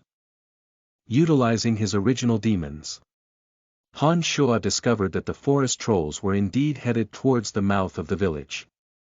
He looked back involuntarily at the dwarves around him and said to them, "I think we should block off the narrow passageway that leads to the village at this time, and endeavor to buy time for the women and children to leave first." Han Shuo nodded at Calvin when he said these words and took a few steps forward to the mouth of the village. Benedict hesitated and indicated his intentions to the elves, and followed behind Han Shuo, heading for the entrance to the village. Up until now, Han Shuo could basically be certain that these forest trolls were aiming for the dwarves. Otherwise, they wouldn't have all appeared here by such coincidence. The 500 or so forest trolls had already started searching through the nearby shrubbery beneath the yells of the particularly stocky forest troll, searching for the entrance to the dwarves' village. According to how the situation was developing, the shrubs and leaves covering the village entrance wouldn't be able to conceal it for much longer. Han Shuo didn't become panicked after arriving here and recited a portion of magical incantation. Several skeletal warriors and two bulky zombie warriors appeared in front of him. "We should take this time to set up some simple traps.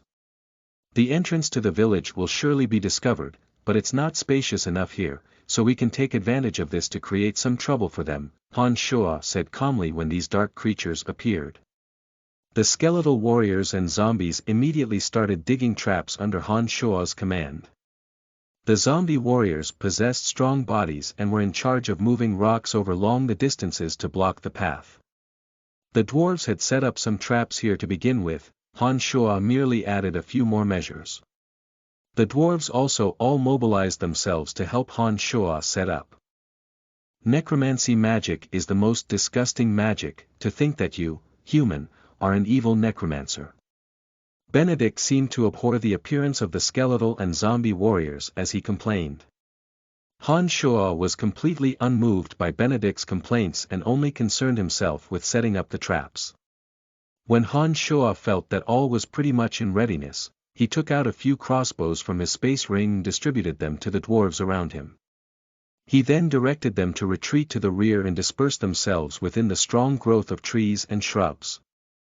The dwarves were masters of forging weapons, but the complex bows didn't need superb crafting skills, rather required precise designs and thought instead. The firing range and power of a crossbow was exceedingly high, and was one of the most outstanding inventions created by humans in recent years. Their drawbacks were that they were too heavy and that the frequency of firing wasn't that quick. Every crossbow needed a small amount of time to reload after firing, unlike how a bow and arrow, which could be quickly reloaded. Han Shuo's body was strong, thus he could easily lift such heavy crossbows. Although the dwarves were diminutive in stature, their strength was also equal to Han Shuo's, and so they too lifted the crossbows easily. As Han Shuo and the dwarves stood ready to defend, a loud forest troll shout traveled in from the distance. The forest trolls then immediately cheered and rapidly approached with loud yells.